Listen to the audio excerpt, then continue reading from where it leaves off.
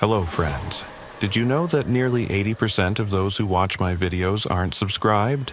If you enjoy the content, I'd truly appreciate it if you hit that subscribe button. It helps a lot. Also, don't forget to leave a like and share your thoughts in the comments. Your interaction not only supports the channel's growth, but also helps these stories reach more people. Thank you all for being here. By the way, where are you watching from?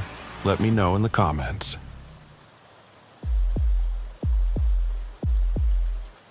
I've been running the I-94 corridor through North Dakota for 17 years, and I learned early that the prairie doesn't forgive mistakes. That February afternoon in 2019, I knew the storm was coming before the Weather Service even issued the warning. You can see it in the sky out here, the way the western horizon turns the color of an old bruise, the way the wind shifts and starts testing your trailer for weak spots. I was hauling refrigerated pharmaceuticals from Fargo to Billings, and my dispatcher had already called twice asking if I wanted to hold over. I should have said yes, but the load was time-sensitive, the rate was good, and I'd driven through worse. Or so I told myself. Asa Whitlock doesn't leave money on the table, and he sure as hell doesn't let a little snow dictate his schedule. That kind of thinking has kept me employed for nearly 2 decades. It's also the kind of thinking that almost killed me that night. The first flakes started falling around Jamestown, light and lazy, the kind that drivers from the coasts think is pretty. Out here, we know better. Those innocent flakes are scouts. The real army is behind them, and when it arrives, it doesn't take prisoners. By the time I hit the stretch between Valley City and Oriska, the wind had picked up to the point where my trailer was catching it like a sail. I could feel the whole rig wanting to drift, that sickening sensation of 53 feet of steel deciding it might prefer the ditch to the road. The snow was coming down harder now, not falling, but driving horizontally across the interstate. My wipers were working overtime, and I'd already knocked the cruise control off, dropping down to 45, then 40. The world outside my windshield was turning into that special kind of North Dakota hell we call a whiteout, where the sky, the ground, and everything between them becomes the same shade of white, where depth perception goes out the window and you're driving on faith alone. The CB had been quiet for the last 20 minutes, which wasn't a good sign. Usually, you'd have drivers checking in, asking about conditions ahead, warning each other about black ice or accidents. Silence meant either everyone had already pulled off, or they were too busy keeping their rigs on the road to talk. I was about to key up and ask if anyone was out there when I saw the flashers. Red and blue strobes cutting through the white, maybe half a mile ahead. I eased off the throttle and let the Jake brake do its work, feeling the rig slow without risking a skid. As I got closer, I could make out a highway patrol cruiser angled across the right lane, and behind it, what looked like a jackknifed semi blocking both lanes. I brought my rig to a stop about 100 yards back and grabbed my parka. The wind hit me like a physical thing when I opened the door, stealing my breath and driving snow into every gap in my clothing. I could barely see the patrol car through the horizontal snow, but I made my way forward, one hand on my trailer to keep my bearings. That's when I met Lowell Breck for the first time. He was standing behind his cruiser, and I could tell right away he was in over his head. Not his fault. Nobody trains you for conditions like this. He looked young, maybe late 20s, and his face had that particular shade of worry that comes from realizing the situation is bigger than your ability to handle it. "You need to turn around," he shouted over the wind. "Interstate's closed. Pile up ahead. 3 trucks, 2 cars.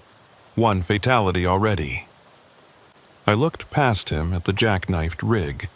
The trailer was at a perfect 90-degree angle to the cab, completely blocking both lanes.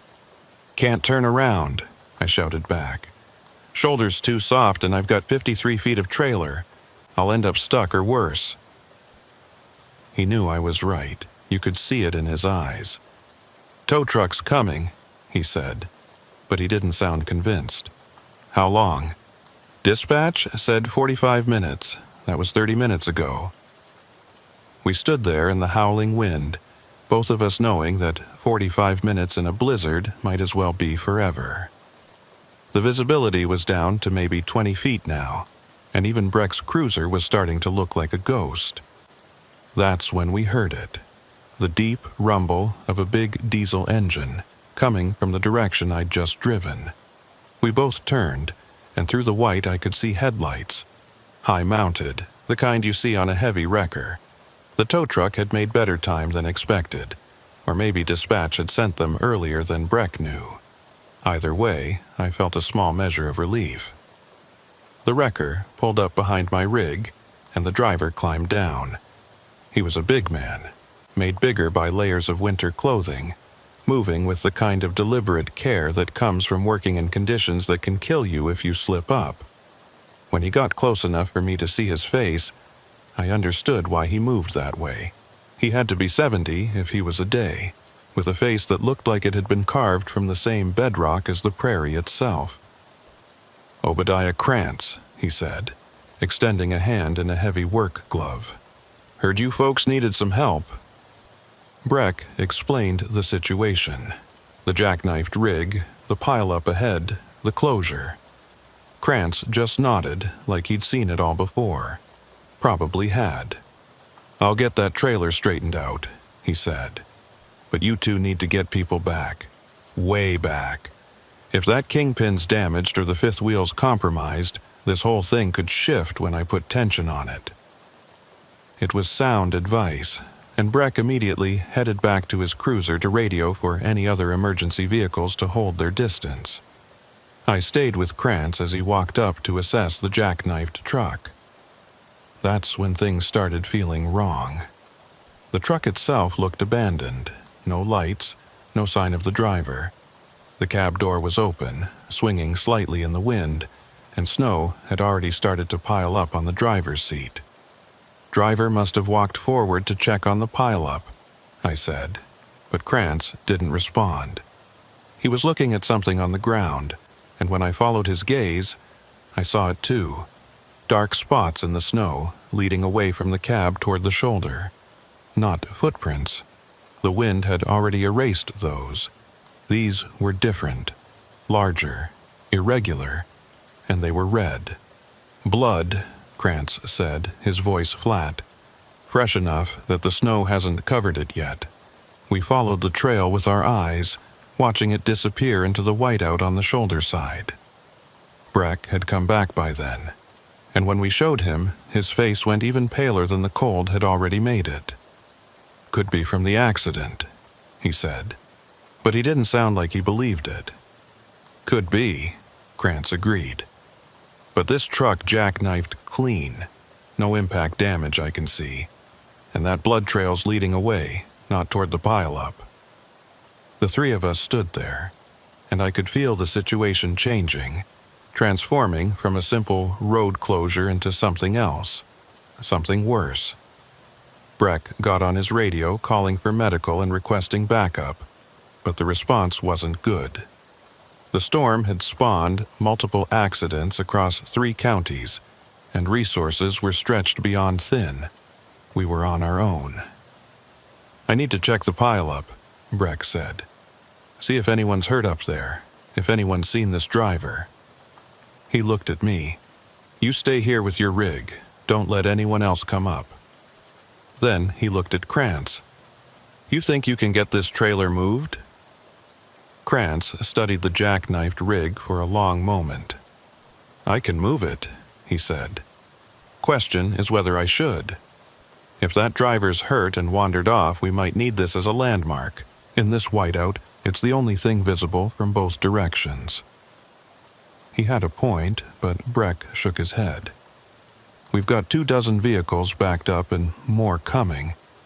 If we don't clear this, we're going to have another pile-up right here. Move it to the shoulder at least."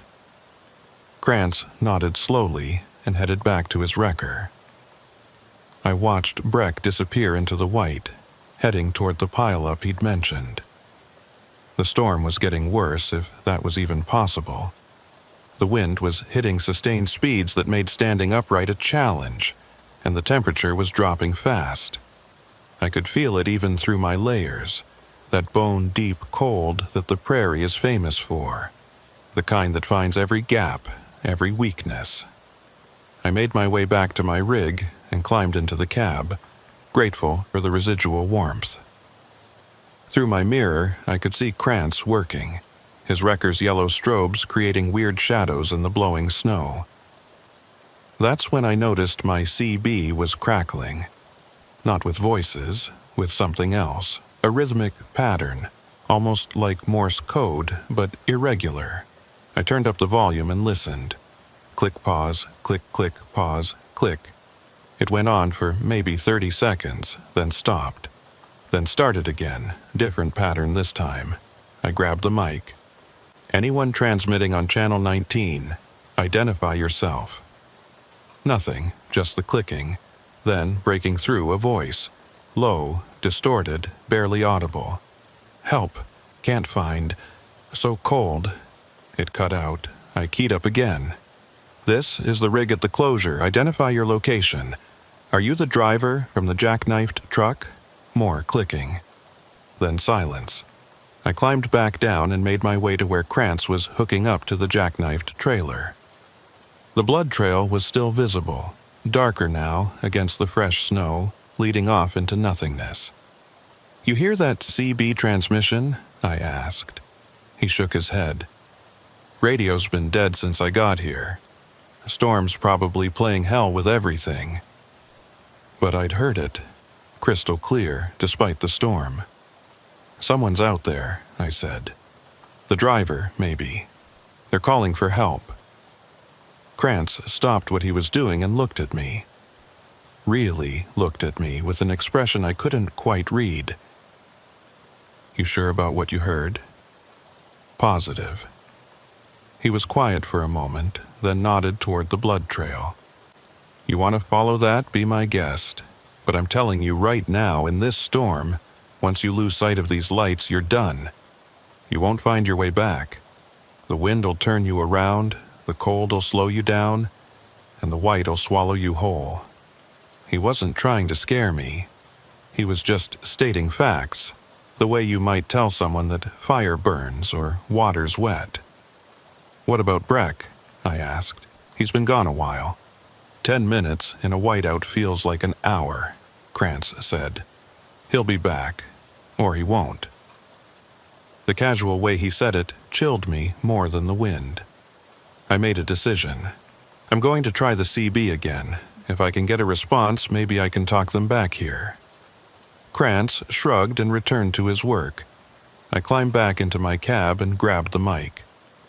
Unknown driver, this is Asa Whitlock at the closure.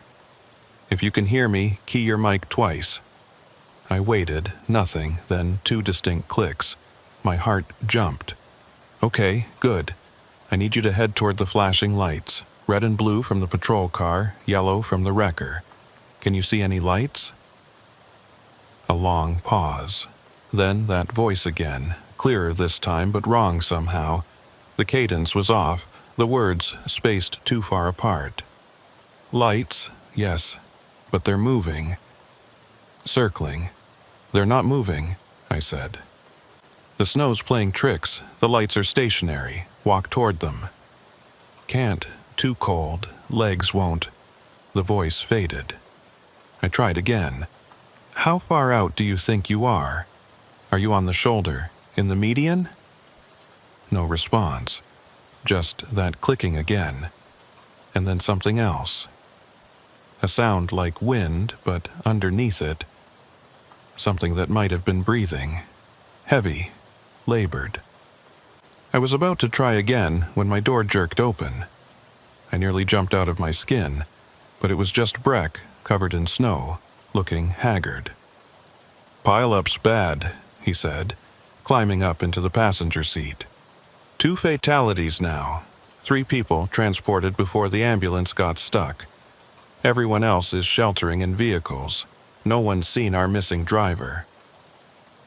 I told him about the CB transmission. He looked at me like I'd grown a second head. "You sure you didn't just hear another driver further back?" "No," I said. "They said they could see the lights. They're close." Breck pulled out his radio and tried to coordinate, but the response was breaking up, full of static. When he put it down, his expression was grim. "Command says there's no one else on scene who's unaccounted for. The driver of that jackknifed truck, they found his wallet in the cab.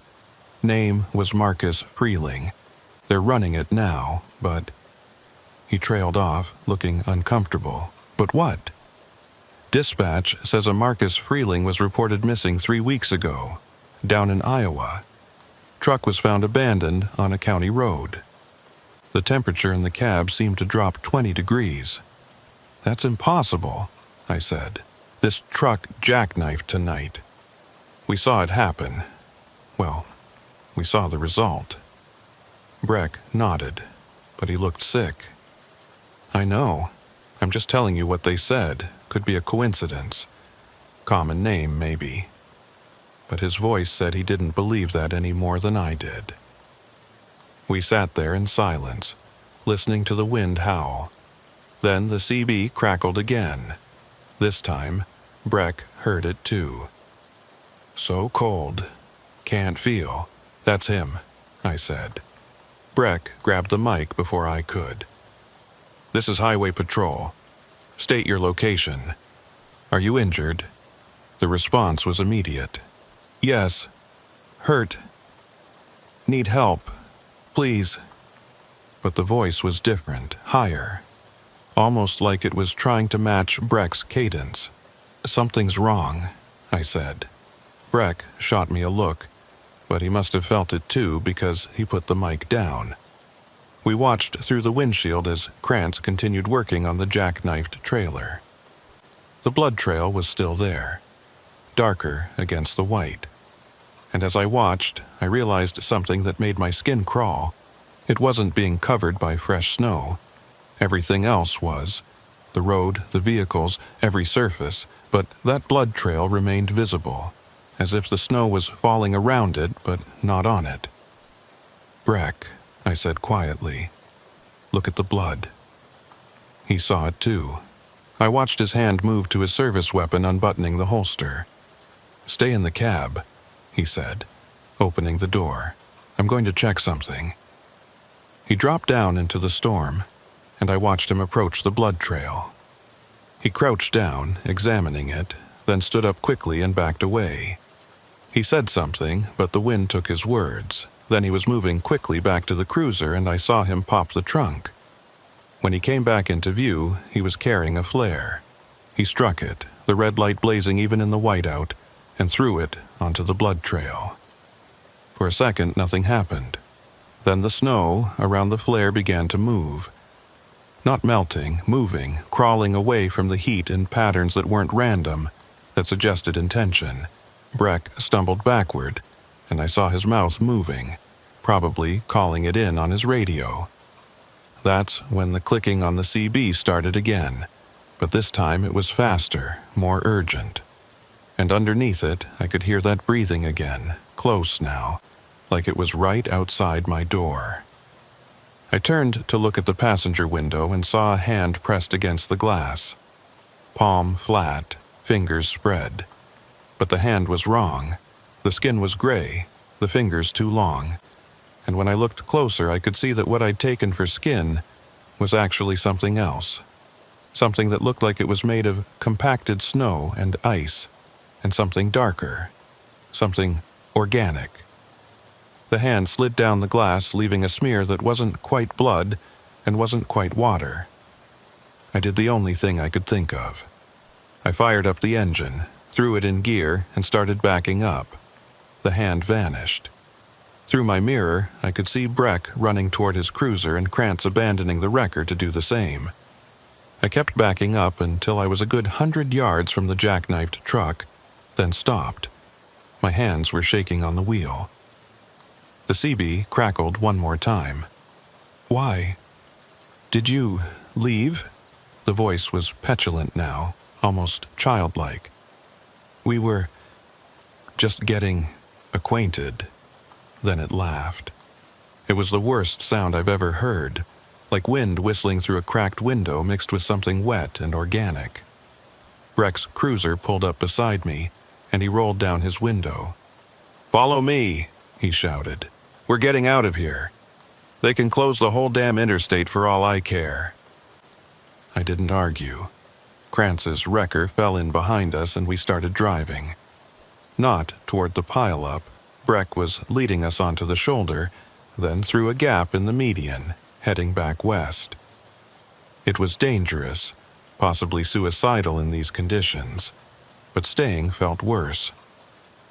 We drove for what felt like hours but was probably 20 minutes, none of us speaking on the radio, just maintaining visual contact through the whiteout. Finally, we saw lights ahead. A truck stop, its neon sign barely visible through the snow. We pulled in together, parking our rigs in a tight cluster near the entrance. Inside, over coffee that tasted like diesel and salvation, we didn't talk about it at first. Just sat there, letting the warmth seep back into our bones. Finally, Krantz spoke. 30 years I've been pulling vehicles out of ditches in this state, he said. Seen things you can't explain. The prairie's old, older than the roads, older than us. Sometimes, in the worst storms, when the white gets so thick you can't tell up from down, something else comes out. Something that was here before us and will be here after. Breck was pale. Command's going to want a report. Tell them the storm made it impossible to clear the scene, Krantz said. Tell them you made a judgment call. They'll understand. He looked at me. And you heard that CB transmission. We all did. But maybe tomorrow, in the light, you'll remember it differently. Maybe it was just static. Maybe you were tired. I wanted to argue, to insist on the truth, but when I opened my mouth, I realized he was right. What was the truth? That something had worn a dead man's voice like a coat? That blood moved with intention in the snow? That a hand made of winter itself had touched my window? Who would believe it? Who should believe it?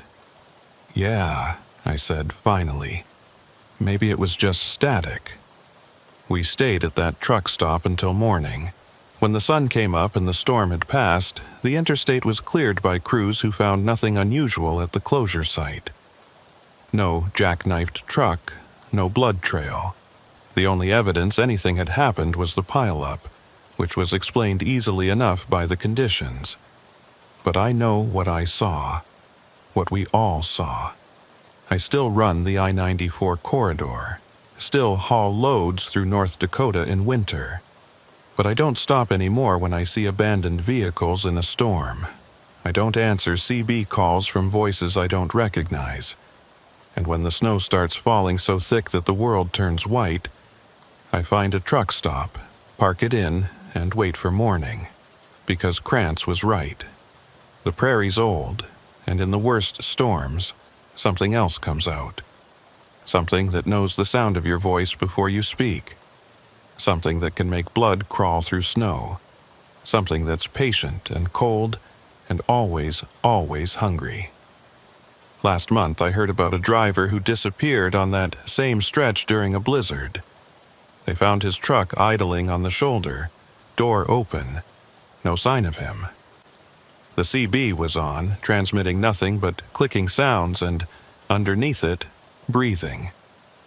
They're still looking for him.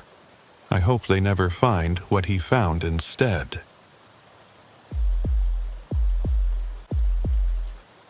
The lake effect snow up in Minnesota's Iron Range doesn't mess around. It comes off Superior like something alive, turns the sky into a gray wall, and dumps snow measured in feet, not inches.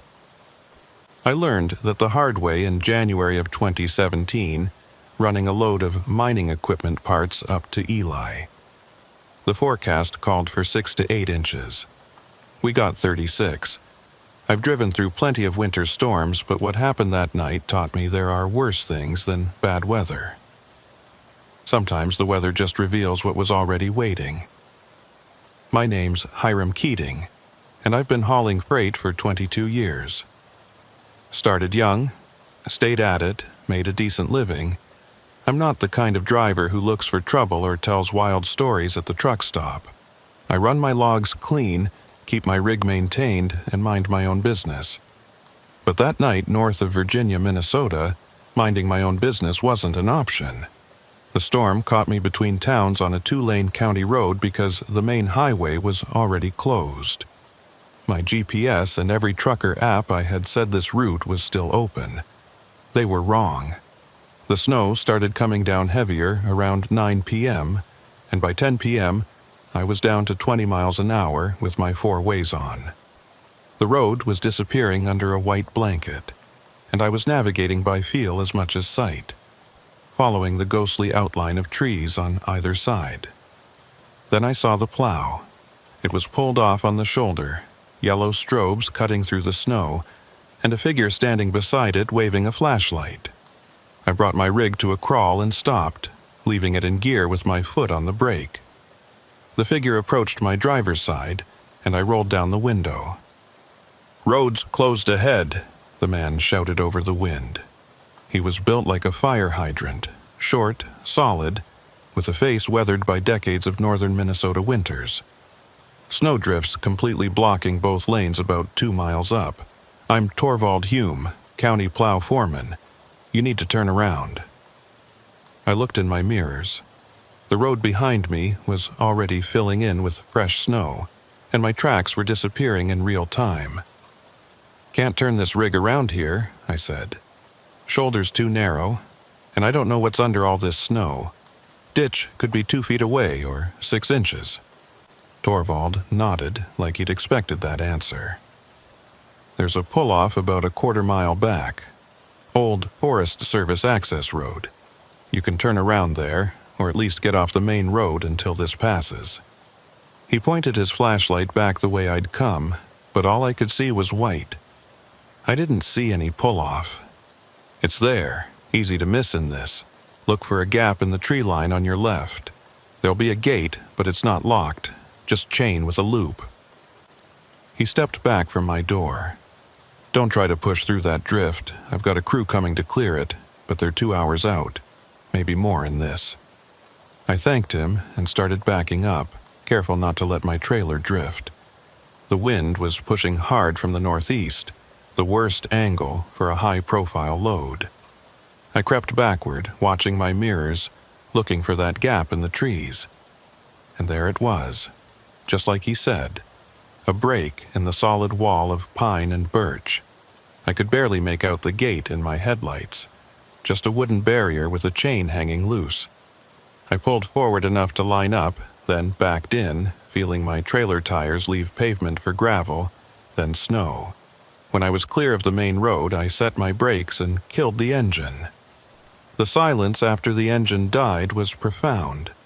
Just wind and snow, the white noise of a blizzard. I should have felt relieved to be off the road, but something about this place felt wrong. The trees were too close, pressing in on both sides of the narrow access road. In my headlights, I could see the lane continued back into darkness, disappearing into the forest.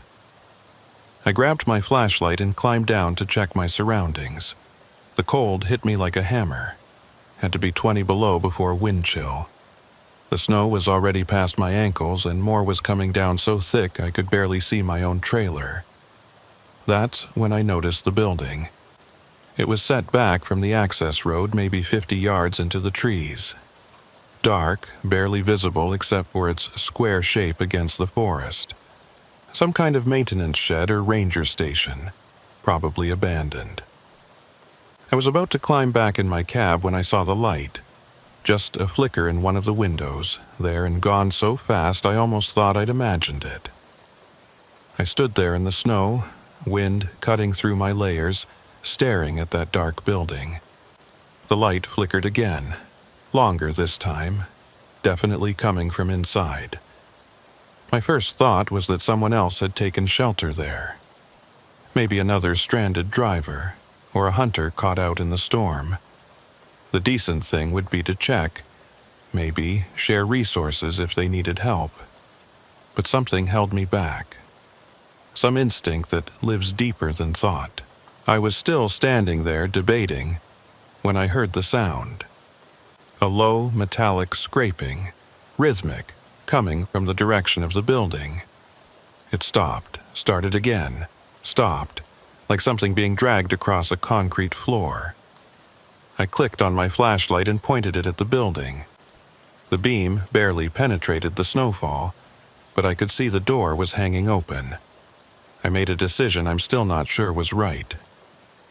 I walked towards the building, snow crunching under my boots, flashlight beam dancing. The metallic scraping had stopped, but as I got closer, I could hear something else. A low humming, almost musical, rising and falling in pitch. I reached the door and shone my light inside. It was a ranger station, just like I'd thought. Or it had been. The interior was trashed. Overturned furniture, papers scattered, a filing cabinet lying on its side, and in the center of the room, a kerosene heater glowing orange, explaining the light I'd seen. But there was something wrong about it. The heater was old, ancient even, and it was sitting in a pool of melted snow that should have put it out. The humming was coming from it, or near it, a resonant sound that made my teeth ache. "Hello?" I called out. My voice sounded flat, absorbed by the snow-thick air. No response. I stepped inside, sweeping my light across the room. That's when I saw the marks on the floor. Deep gouges in the concrete, long parallel lines that started at the door and led to where the heater sat. Like something heavy had been dragged. The gouges were fresh. I could see where they'd scraped through dust and dirt to expose clean concrete underneath. And at the end of each gouge, small, dark spots. I crouched down, knowing what they were before I touched one. Blood. Still tacky. I stood up fast, my hand instinctively moving to the hunting knife on my belt. "I'm armed," I called out. "If someone's hurt, I can help. If you're trying to—" I didn't get to finish. The humming from the heater suddenly rose in pitch, became almost a shriek, and then cut out completely. The orange glow flickered and died, plunging the room into darkness except for my flashlight. And in that darkness, I heard breathing, not mine, coming from the corner behind the overturned filing cabinet. Heavy, wet breathing, like someone with fluid in their lungs. I swung my light toward the sound. For just a second, I saw a shape, low to the ground, hunched, with something wrong about its proportions. Then it moved incredibly fast, scuttling behind the filing cabinet with a sound like claws on concrete. My light found nothing but empty space and those terrible gouges on the floor. I backed toward the door, keeping my light trained on the corner. "Stay back," I said, hating how my voice shook. "I'm leaving. Just stay back." The breathing continued, steady and wet. Then, from the darkness, a voice. "Cold out there." It was a man's voice, but wrong. The words were slurred, like a mouth full of something. "You should stay. Warm in here." I was out the door before I knew I was moving, running through knee-deep snow back to my rig. I didn't look back, didn't want to see if anything was following. I reached my cab, yanked the door open and climbed in, slamming it behind me.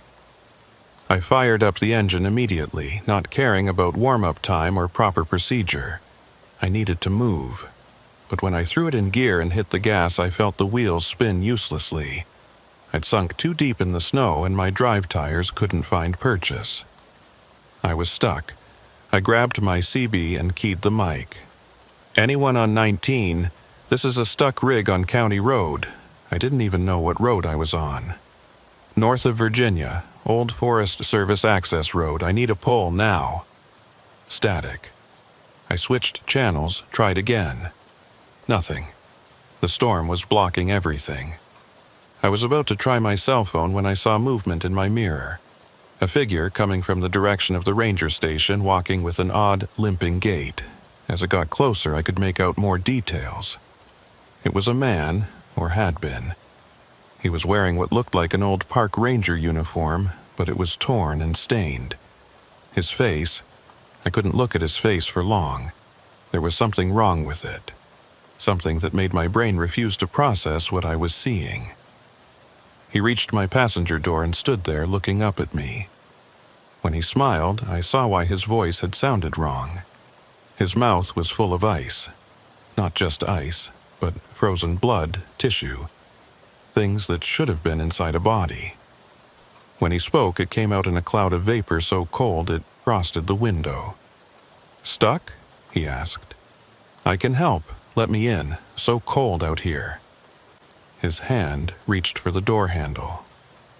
I'd locked it the second I got in, but I watched in horror as frost spread across the door, and I heard the lock mechanism begin to freeze, crackling as ice formed inside it. In seconds, it would be frozen solid, useless. He'd be able to open it with a hard pull. I did the only thing I could think of. I grabbed the shifter and started rocking the rig, forward and back, trying to break the wheels free from the snow. The engine roared, transmission screaming in protest. "Don't be rude," the thing outside said, its voice carrying easily over the engine noise. "I'm trying to help. It's warm in here, isn't it? In your cab, I remember warm." The frost on my window was spreading, creating patterns that looked almost deliberate, almost like faces. I kept rocking, desperation giving me strength. Forward, back, forward, feeling the tires bite slightly, slip, bite again. The thing's hand was on the door handle now. I could see the metal starting to frost over. Then, miracle of miracles, I felt the tires catch. The rig lurched forward, and I gunned it, not caring about control, just needing distance. I shot out of that access road and onto the county highway, my trailer fishtailing wildly. I fought the wheel, got it straightened out, and kept going. In my mirror, I saw the figure standing at the edge of the road, still as a post, watching me go. Then the snow swallowed it up, and it was gone. I drove for 10 minutes before I dared to slow down, my heart hammering, hands white-knuckled on the wheel. I should have hit that drift Torvald had warned me about, but I never saw it. Maybe the plow crew had already cleared it. Maybe it was never there. Maybe Torvald wasn't there either. I drove until I found an open truck stop outside of Duluth, pulled in, and just sat there shaking. It was past midnight, and the place was nearly empty. I went inside, got coffee, tried to process what had happened. The waitress, a woman named Eulalie Pritchard according to her name tag, took one look at me and asked if I was okay. I must have looked bad because she brought me a blanket and told me to sit by the heater. "You look hypothermic," she said. She had a nurse's directness, that way of assessing someone in seconds. "When's the last time you were warm?" "I don't know," I admitted. She frowned. "I'm going to take your temperature." She came back with a thermometer, one of those forehead ones. She held it up, and her frown deepened. "This can't be right. Says you're 94 degrees. You should be in the hospital." But I didn't feel cold anymore. Actually, I felt fine. Better than fine. The shaking had stopped, and the coffee tasted incredible. Each sip warming me from the inside. "I feel okay," I told her. She didn't look convinced, but didn't push it. As I sat there, I started to wonder if I'd hallucinated the whole thing. Hypothermia can cause confusion, hallucinations. Maybe there was no ranger station, no figure, no frozen horror wearing a man's skin. Maybe I'd been starting to freeze, and my brain had conjured the whole thing. But when I went back to my rig, I saw it. On my passenger side door, still visible despite the falling snow, was a handprint. But it wasn't like a normal handprint. It was raised, like something had pressed against the metal and left a layer of ice that wouldn't melt. and in the center of the palm, frozen into the ice, was a small metal pin. I pried it free carefully. It was an old park ranger badge, the kind they stopped making in the 70s. The name on it was too corroded to read. I reported the abandoned ranger station to the county the next day.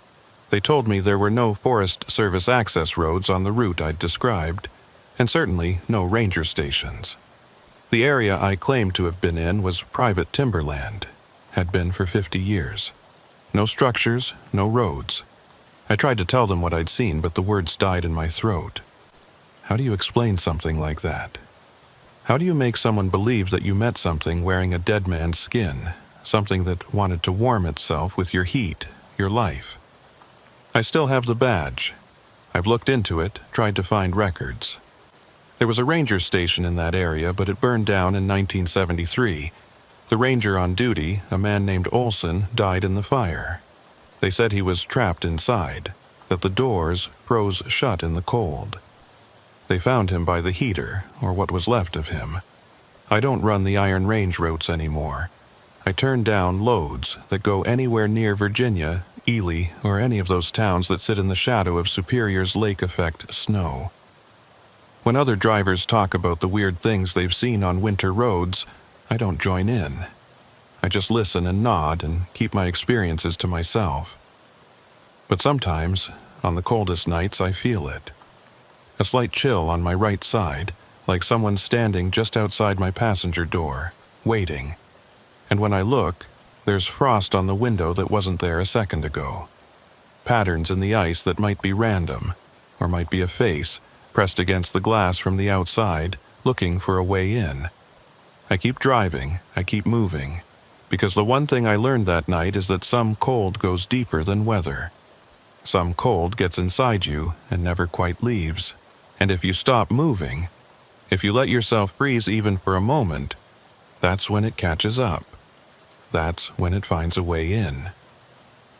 The badge is in a box in my apartment, wrapped in cloth I never touch with bare hands. Sometimes, on the worst nights, I swear I can hear it humming. US 18 doesn't get the respect it deserves. Everyone talks about I-80, I-90, the big interstates that cut across the Midwest, but Route 18 is the one you take when you need to avoid the main arteries. It runs along the Iowa-Wisconsin border, through small towns that time forgot, across bridges that span rivers you've never heard of. I've run it dozens of times, hauling agricultural equipment mostly, combines and tractors that don't fit under the interstate clearances. It's a good road, usually, but in February of 2020, it became something else entirely. My name's Cyrus Murdoch, and I've been driving for 15 years. I'm careful, methodical, the kind of driver who checks his load 3 times before rolling out, who keeps maintenance records in a binder, who's never missed a delivery deadline. But that week in February, careful didn't matter. The storm that rolled through the border region wasn't the biggest I'd ever seen, but it was the most vindictive. It came in waves, dumping snow, then freezing rain, then more snow. The roads became sheets of ice with a coating of powder, and the bridges, God, the bridges became death traps. I was hauling a partial load, which in retrospect probably saved my life. A full 53 feet would have been too much weight on those ice-slicked bridges. As it was, I had maybe 20,000 pounds of seed drills and cultivator parts heading to a co-op in Prairie du Chien. The storm hit harder than forecasted, and by the time I crossed into Wisconsin, I was already regretting not staying put in Decorah. But the delivery was time-sensitive. The farmer needed this equipment for spring planting, and I'd made a commitment. So I pushed on, wipers working overtime, heater blasting, every muscle tense as I navigated the increasingly treacherous road. The first bridge closure sign appeared around 3 p.m. Little Turkey River Bridge closed due to ice. There was a detour marker, but the arrow pointed down a county road that looked barely wide enough for a pickup, let alone a semi. I grabbed my atlas and tried to find an alternate route. That's when I realized just how trapped I was. The main highway back was already closed behind me. I'd heard it on the CB, and the roads ahead were a maze of small bridges, any one of which could be closed. I was committed now, whether I liked it or not. I took the detour, holding my breath as my trailer cleared the narrow road by inches, tree branches scraping the sides. After 20 minutes of white-knuckle driving, I rejoined US 18, only to find another closure sign 2 miles later. Yellow River Bridge closed. Ice accumulation. This detour took me south, deeper into Iowa, on roads that weren't even marked on my GPS. I was navigating by feel and road signs, trying to keep heading generally east, hoping to find a route that would eventually get me back to 18 or to Prairie du Chien. The snow was falling harder now, and visibility was down to maybe 100 feet. That's when I saw the diner. It appeared out of the white, like a mirage. A small, old-fashioned building with a gravel parking lot and a neon sign that said Winnie's. The lot was empty, except for an old Chevy pickup and a county sheriff's cruiser. I pulled in, grateful for a chance to get my bearings, warm up, and maybe get some local knowledge about the road conditions. The diner's interior was stuck in about 1965 and hadn't seen a reason to change. Red vinyl booths, checkered floor, a long counter with chrome stools. It was warm, almost too warm, and the smell of coffee and bacon grease was heavenly after hours in the cold. There were only 2 other people inside. A woman behind the counter, late 60s, with iron-gray hair and a face that had seen every kind of weather the Midwest could throw at it, and a deputy sheriff sitting at the counter nursing a cup of coffee. They both looked up when I walked in, and something passed between them. A look I couldn't quite read. "Afternoon," the woman said. "You look half frozen. Coffee?" "Please," I said, taking a stool 2 down from the deputy. She poured a cup and slid it over. "I'm Winnie Calhoun. This is my place. You're not local." It wasn't a question. "No, ma'am. I'm trying to get to Prairie du Chien, but the bridges keep closing. I've detoured twice already, and I'm not even sure where I am anymore." She and the deputy exchanged another look. "You're about 10 miles southwest of Ossian," the deputy said. He was young, maybe late 20s, with the kind of face that still showed surprise at the things the job showed him. "I'm Alton Reeb, county deputy, and I'm afraid I've got bad news. They just closed the last bridge on 18. Ice is too bad. You're not getting to Prairie du Chien tonight, maybe not tomorrow either." I felt my stomach drop. "What about alternate routes? There's got to be something." Winnie shook her head. "Not with a rig that size.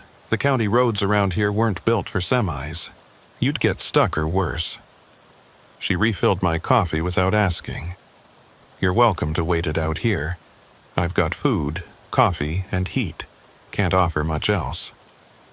I looked out the window at the snow, coming down even harder now. My rig sat in the lot, already accumulating a fresh coating of white. "How long do storms like this usually last?" "This one?" Alton said. "Could be hours, could be days. The ice is the problem. Even after the snow stops, those bridges won't be safe until crews can treat them, and the crews are overwhelmed right now. 3 counties worth of roads to clear, and this one's low priority." I resigned myself to waiting and ordered some food. As I ate, a burger that was better than it had any right to be, I tried to make conversation. "You see a lot of stranded drivers in storms like this?" Winnie wiped down the counter, her movements practiced, automatic. "Some. Most are smart enough to stop before they get stuck out here. You're the first semi I've seen in days, though. Trucks usually know better." There was something in her tone, not quite accusatory, but close, like I'd broken some unspoken rule by being here. Alton seemed to pick up on it too because he cleared his throat. "You said you detoured twice?" I nodded. Little Turkey River, then Yellow River. Something flickered in Alton's eyes. When did you hit Yellow River? About an hour ago, maybe less. Why? He pulled out his radio and keyed it up. Dispatch, this is Unit 7. Can you confirm status on Yellow River Bridge? Static, then a woman's voice. Unit 7, Yellow River Bridge is open. I repeat, open. Ice cleared as of 1400 hours. Alton looked at me. What did the sign say exactly? I tried to remember. Bridge closed due to ice accumulation. There was a detour arrow. Alton stood up, his hand dropping to his service weapon in that automatic way cops have when something doesn't feel right. There's no closure on Yellow River. Hasn't been all day. And we don't use accumulation on our signs. They just say bridge closed or bridge iced. The diner suddenly felt too warm. Are you saying someone put up a fake sign? I'm saying something's not right, Alton said. He looked at Winnie. You got your shotgun behind the counter? She nodded, her face gone hard. Same as always. I didn't understand what was happening, but I could feel the temperature in the room changing, tension replacing the earlier warmth. What's going on? I asked. Alton didn't answer directly. Instead, he asked, This detour you took, did you see anyone else? Any other vehicles, any houses, anything? I thought back. No, nothing, just trees and snow and road. He swore softly. And you ended up here, at Winnie's. Is that a problem? Winnie answered, her voice tight. It's a problem because Winnie's isn't on any detour route from Yellow River. To get here from there, you'd have to know these roads. You'd have to be trying to find this place. The implications of what she was saying hit me slowly, like cold water seeping through clothes. You're saying someone guided me here. Someone wanted me at this diner. Alton moved to the window looking out at the parking lot. How much fuel you got? The question seemed random, but I answered. 3/4 of a tank. Maybe 400 miles worth. Phone? Dead. Tried to charge it in the cab, but the charger port's been acting up. Alton nodded like this confirmed something. They've been doing this for 3 weeks now. Fake signs, bad detours, leading people to isolated spots. Sometimes it's a closed diner, sometimes an empty gas station.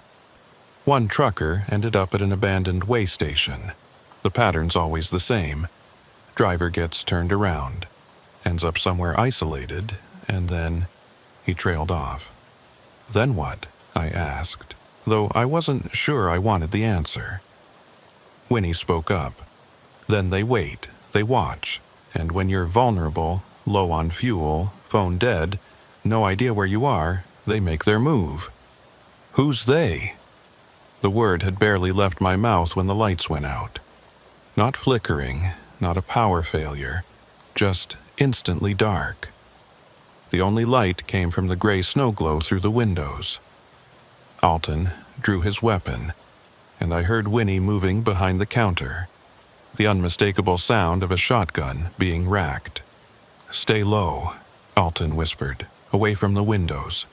I dropped behind the counter, my heart hammering. What's happening? They cut the power, Winnie said. She was crouched next to me, the shotgun steady in her hands. Means they're here. Means they've decided it's time. Through the window, I could see my rig, and beyond it, emerging from the tree line, shapes. Human-shaped, but moving wrong, too smooth, too coordinated. There were 5 of them, spread out, approaching the diner from different angles. Alton fired a shot through the window, the sound deafening in the small space. One of the shapes dropped, but the others kept coming. They're not stopping, he said, more to himself than us. He fired again, and again. 2 more shapes went down, but they got back up. Just stood up like the bullets had done nothing. That's when I understood. These weren't people. or they weren't anymore. "The back door," Winnie said urgently. "Out through the kitchen. There's a root cellar, old storm shelter. They might not know about it." We moved, half crawling, as something hit the front door hard enough to shake the frame. Alton covered us, firing methodically, buying seconds we desperately needed. The kitchen was dark, but Winnie moved through it with the confidence of someone who'd worked there for decades. She yanked open a floor hatch I never would have seen, revealing a ladder leading down into darkness. "Go," she said to me. "Now." I didn't argue. I went down the ladder, my hands shaking on the rungs. Winnie followed, and then Alton, still facing backward, his gun trained on the kitchen door. He pulled the hatch closed just as I heard the front door splinter.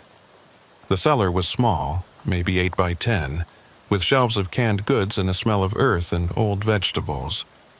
Winnie had a flashlight and she clicked it on, the beam revealing our faces, all of us breathing hard. "How long can we stay here?" I asked. "As long as we need to," she said, but her voice wasn't convincing.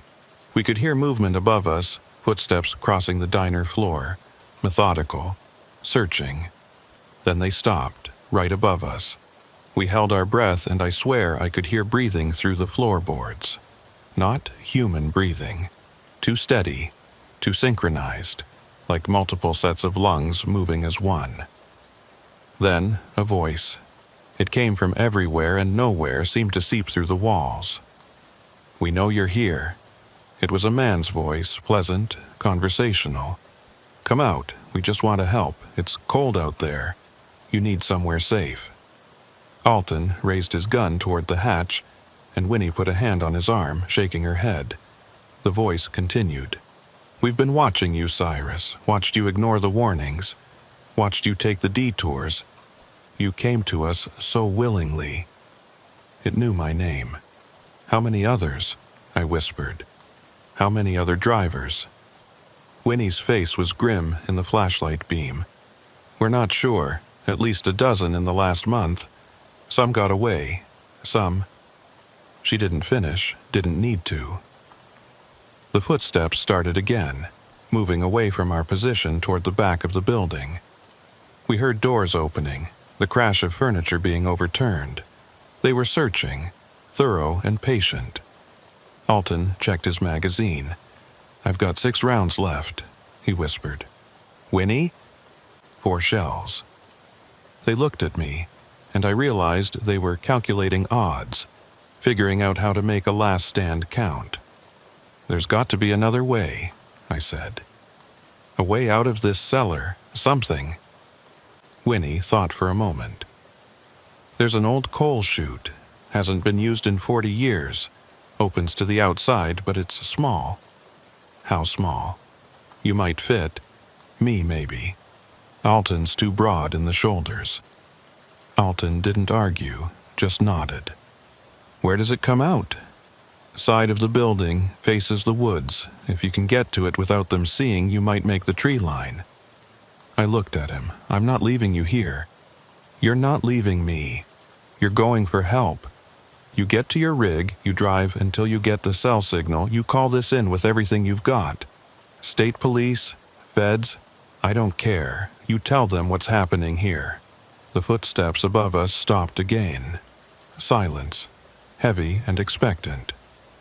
Then the voice returned, closer now, like whoever it was had put their mouth right against the floorboards. "Cyrus, your truck's lovely. We've been admiring it. But the fuel line's awfully exposed. Would be a shame if something happened to it. If you were stuck here with us." Panic surged through me. Without my rig, I had nothing. No escape, no shelter, no way to call for help once I got out of range of whatever was jamming signals here. Winnie grabbed my arm. "Now, the coal chute's in the far corner. You've got maybe 30 seconds before they realize we're not coming up." I moved, crawling across the dirt floor to where she pointed. There it was, a small metal chute, angled up toward the surface. I pushed on it, and the hatch gave way, rusted hinges screaming. Snow fell through the opening, and I could see gray daylight. I looked back at Winnie and Alton. "I'll come back. I'll bring help." "I know you will," Alton said, though his eyes said he knew different. "Now go." I squeezed through the chute, my shoulders scraping metal, pulling myself up and out into the snow. I emerged on the side of the building, just as Winnie had said, facing the woods. I could see my rig in the front lot, untouched so far, and I could see them. 3 figures standing by the diner's front door, backs to me. I had maybe 10 seconds before they turned. I ran, not toward my rig, that was suicide. Into the woods, deep and fast, branches whipping my face, snow soaking through my jeans. Behind me, I heard shouts, not words but sounds, inhuman and full of rage. I didn't look back. I just ran until my lungs burned and my legs threatened to give out. When I finally stopped, bent over, gasping, I realized I was lost. Completely, utterly lost in a forest I didn't know, in a storm that showed no signs of stopping. But I was alive, and I still had a chance. I walked for what felt like hours but was probably less than 1, trying to keep heading in one direction, using the wind as a guide. The cold was seeping in now, my wet clothes working against me. I was starting to feel the first signs of hypothermia. The shivering, the confusion, the overwhelming urge to just sit down in the snow and rest. That's when I saw the road. A real road, plowed recently with tire tracks still visible. I stumbled onto it and started following the tracks. After maybe a mile, I saw lights. A gas station open with cars at the pumps. I nearly cried with relief. Inside, I used the payphone, remember those? To call 911. Told them everything. The diner, the fake signs, Winnie and Alton, the things pretending to be human. The dispatcher sounded skeptical, but she sent units. I waited there, drinking coffee I couldn't taste, wrapped in a blanket the attendant gave me. The state police arrived an hour later. They took my statement, drove me back toward where I thought the diner was. But we couldn't find it. The roads I'd taken didn't exist on any map, and where the diner should have been there was just forest. Deep, unbroken forest that looked like it hadn't been disturbed in decades. They searched for 3 days, found no diner, no root cellar, no Winnie Calhoun or Alton Reeb. The county had no record of a deputy by that name. And when I finally found my rig, it was parked at a truck stop outside Prairie du Chien. The delivery had been made, papers signed, load unloaded. But I have no memory of doing it. My logbook shows a gap of 18 hours. 18 hours I can't account for. The only proof I have that any of it happened is the dirt under my fingernails from the root cellar, and a business card in my pocket. Handwritten, in an old-fashioned script. Winnie's Diner. Good food, good company. Open when you need us. I don't run the border routes anymore. Don't take US 18, don't trust detour signs, don't stop at diners I haven't researched thoroughly. And when other drivers talk about getting turned around in storms, about roads that shouldn't exist, and places that appear out of nowhere, I listen. I listen, and I wonder how many of them found what I found. How many made it out. And how many are still there, in that cellar or places like it, waiting for someone to believe their story enough to come looking. The card's in my wallet still. Sometimes, late at night, I take it out and look at it. The writing's faded now, but it's still legible. And on the back, in different handwriting, a message I didn't notice before.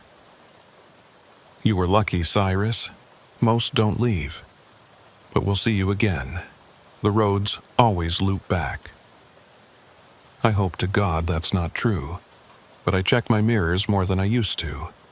And I never, ever follow a detour without confirming it first. The Upper Peninsula of Michigan isn't technically Midwest by some definitions, but it might as well be.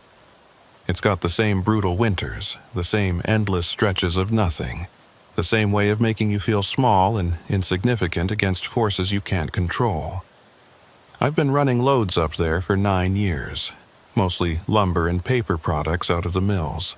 It's good money, steady work, and the routes are predictable. Or they were, until December 2016, when I learned that predictability means nothing when the lake decides to remind you who's really in charge. My name's Ephraim Daltrey, and I've been trucking since I was 23. I'm methodical by nature, the kind of driver who plans routes 3 days in advance, who knows every rest stop and every diesel station between here and wherever. I don't take unnecessary risks, don't push my hours, don't ignore weather warnings, which is why what happened that week makes no sense. I did everything right, followed every protocol, made every smart decision. And I still ended up in a situation that had no rational explanation, no logical resolution. I'm still trying to make sense of it. The load was simple enough.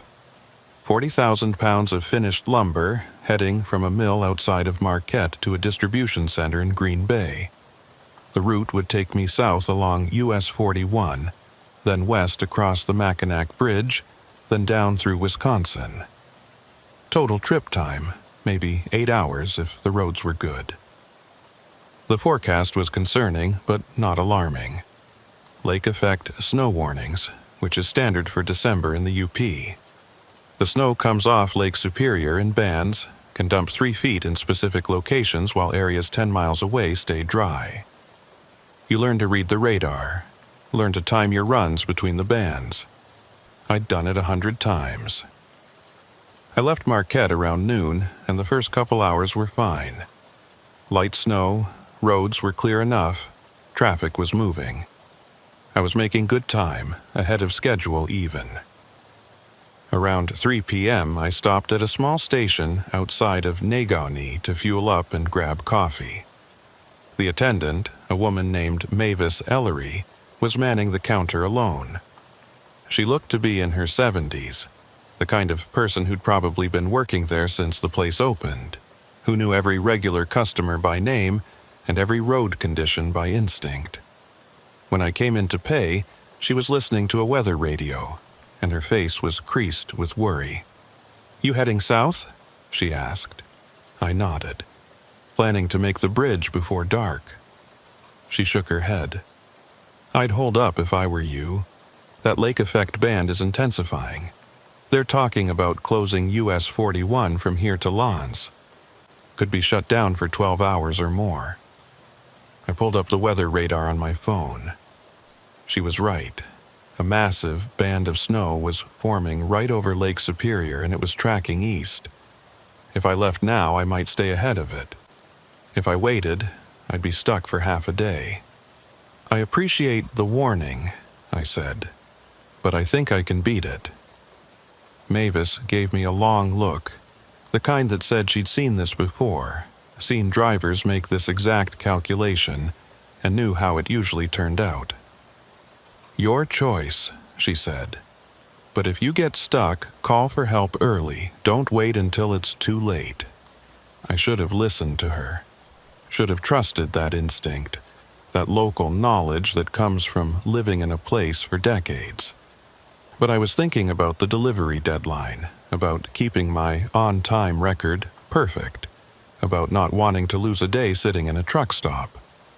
So I thanked her, climbed back in my rig, and rolled out. The snow started 15 minutes later. Not gradually, not with warning flurries. It just started, like someone flipped a switch. 1 minute the road was visible, the next I was driving through a wall of white. Lake effect snow is different from normal snowfall. It's heavier, wetter, and it comes down so hard your wipers can barely keep up. I slowed to 40, then 30, 4 ways on, following the faint outline of the shoulder. The world had shrunk to maybe 20 feet in front of my bumper, and I was navigating more by feel than sight. Then I saw the closure sign. Emergency barricades across both lanes. Orange lights flashing. Road closed ahead. No exceptions. I brought the rig to a stop and checked my GPS.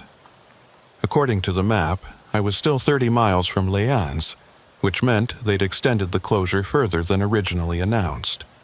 My phone showed 1 bar of signal. I called dispatch, reported the situation, asked for guidance. The dispatcher told me to find a safe place to park and wait it out. There was a maintenance yard about 5 miles back, he said, with a turnaround large enough for semis. I should backtrack and hole up there until the road reopened. I started to reverse carefully, watching my mirrors. The road behind me looked clear enough. No traffic, no obstacles. I'd gone maybe a quarter mile when I felt the shoulder give way. Not dramatically, not a collapse, just a soft, sinking sensation. My trailer tires were off the pavement, sinking into snow that was deeper than it looked. I tried to pull forward, but the drive wheels just spun. I was stuck, half on the road, half off, with no cell signal and no way to call for help. Perfect. I grabbed my CB and keyed up. This is eastbound on US 41, about 25 miles north of Lance. I'm stuck in the shoulder, need a pull. Anyone copy? Static. I tried again, switching channels. Nothing. The storm was blocking everything. I sat there for a moment, assessing options. I could try to dig out, but without chains or sand, I was just spinning wheels. I could wait for a plow to come through, but given the closure, that might be hours. Or I could walk back to that maintenance yard, see if anyone was there, call for help from a landline. It was 5 miles, but I had good winter gear, and the snow, while heavy, wasn't impossible to walk through. I made the decision. I'd walk back, get help, come back with a wrecker. I grabbed my parka, gloves, flashlight, and a road flare just in case, and started walking. The snow was immediately worse than I expected. Not just falling, but swirling, driven by wind that seemed to come from every direction at once. I kept my head down, following the shoulder, using my flashlight to stay oriented. After about a mile, I started to wonder if I'd made a mistake. The cold was seeping through my layers, and my face was going numb despite my hood. That's when I saw the structure ahead. Not the maintenance yard. I hadn't gone far enough for that. This was something else, a small building set back from the road, barely visible through the snow. As I got closer, I could make out details. It was a road commission building, one of those small outposts they use for storing equipment and warming up plow crews. And there was light in the windows. Someone was there. I approached the door and knocked. Heavy, desperate thumps that sounded too loud in the muffled world of the storm. The door opened immediately, and a man stood there, silhouetted against interior light. "Jesus, get in here before you freeze," he said, pulling me inside. The warmth hit me like a physical thing, and I stood there for a moment just breathing, feeling my face tingle as the blood flow returned.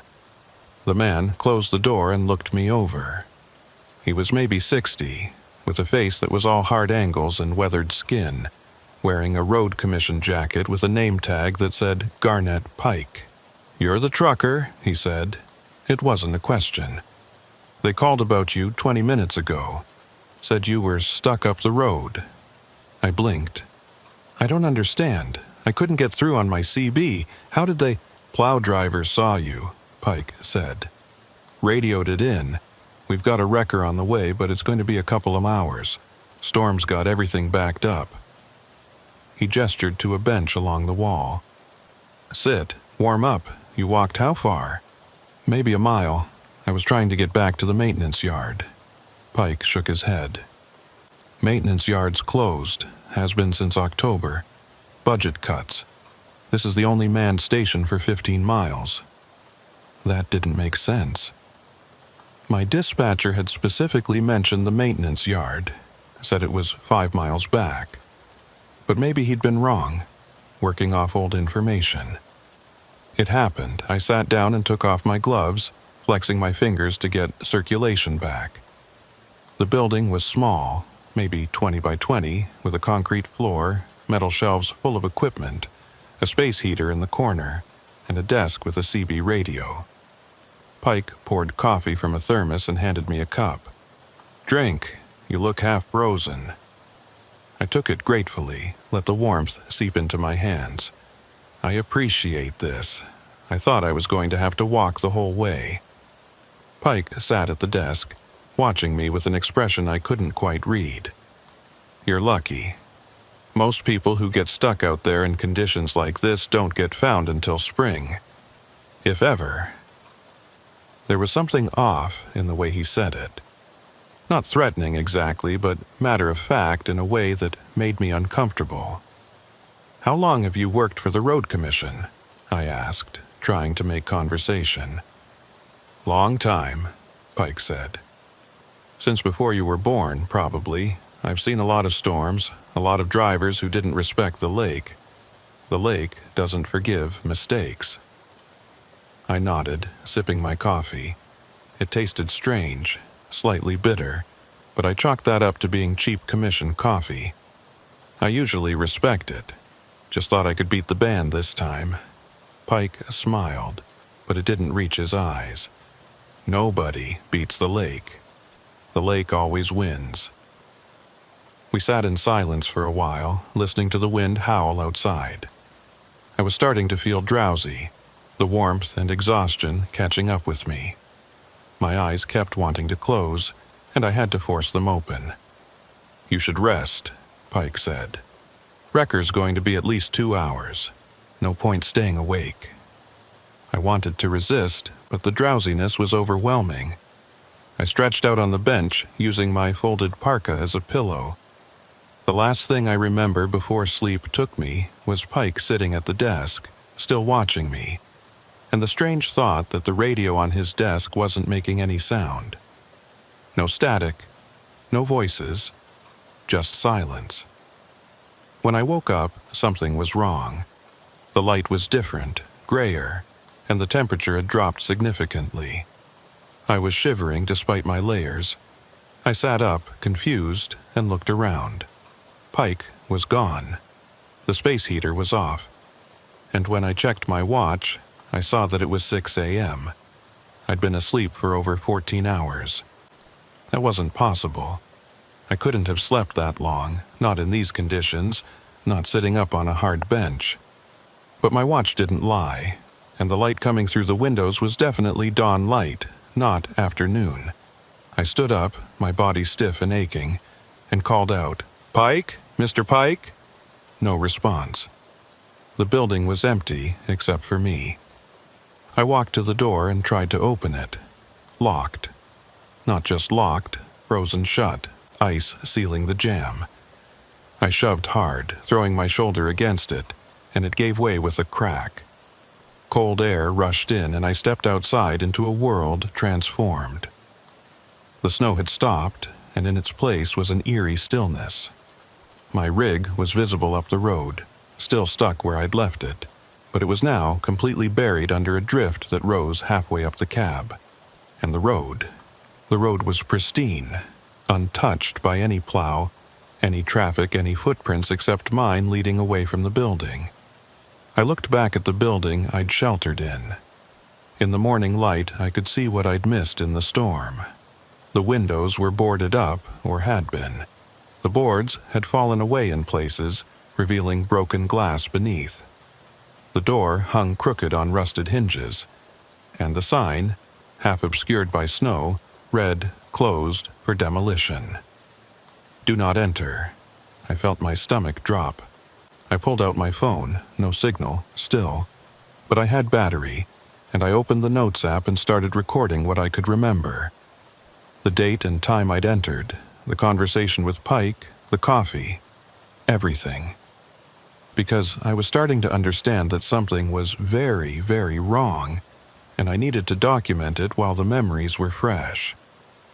I started walking back toward my rig, or what I could see of it. The snow was deep, well over my knees in places, and progress was slow. I was maybe halfway there when I heard it. An engine, distant but getting closer.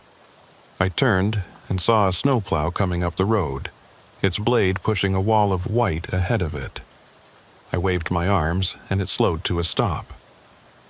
The driver climbed down, a young guy with a face full of concern. "You the stuck trucker?" he asked. "Yeah," I said. I stopped. What was I going to say? That I'd spent 14 hours unconscious in an abandoned building with a man who might not have been real?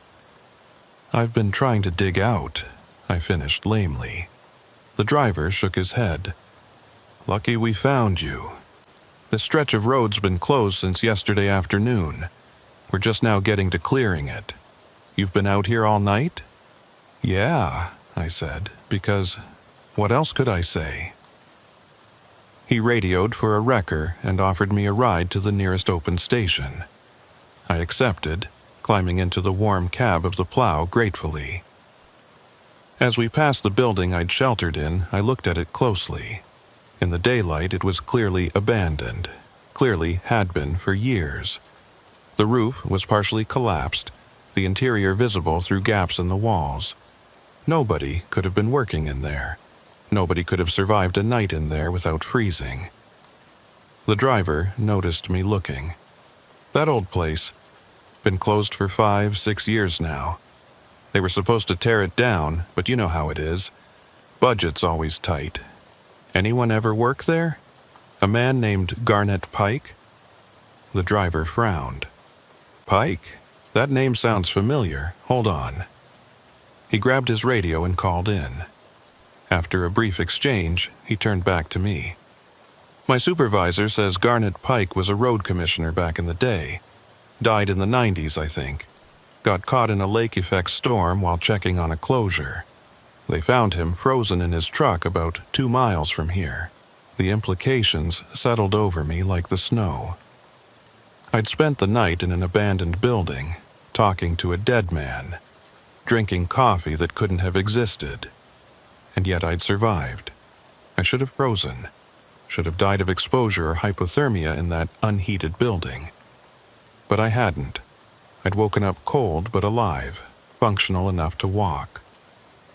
The wrecker met us at my rig, and the operator, a taciturn guy who didn't waste words, got me pulled out in about 20 minutes. My truck started on the first try, no damage, no issues. It was like the whole thing had never happened. I drove to the nearest truck stop and sat there for an hour, drinking real coffee, trying to process what had happened. Finally, I called the road commission office and asked to speak to someone about the building. I described the location, described what I'd seen. The woman on the phone was confused. "Sir, that building hasn't been operational in years. If you sheltered there, you're lucky the roof didn't collapse on you. It's not safe." "I know," I said. "But I need to know about Garnet Pike. What happened to him?" She put me on hold, came back a few minutes later. "Garnet Pike died in 97. He was checking on a closure during a lake-effect storm when his truck went off the road. He tried to walk to safety, got disoriented in the whiteout. They found him 3 days later, frozen, about a quarter mile from his commission building, the building where he'd worked for 30 years. Did they say anything else about how he died? Just that he was almost home. He'd made it within sight of his building. They said if he'd gotten inside, if he'd had shelter and warmth, he would have survived. But the door was frozen shut. He died on the doorstep."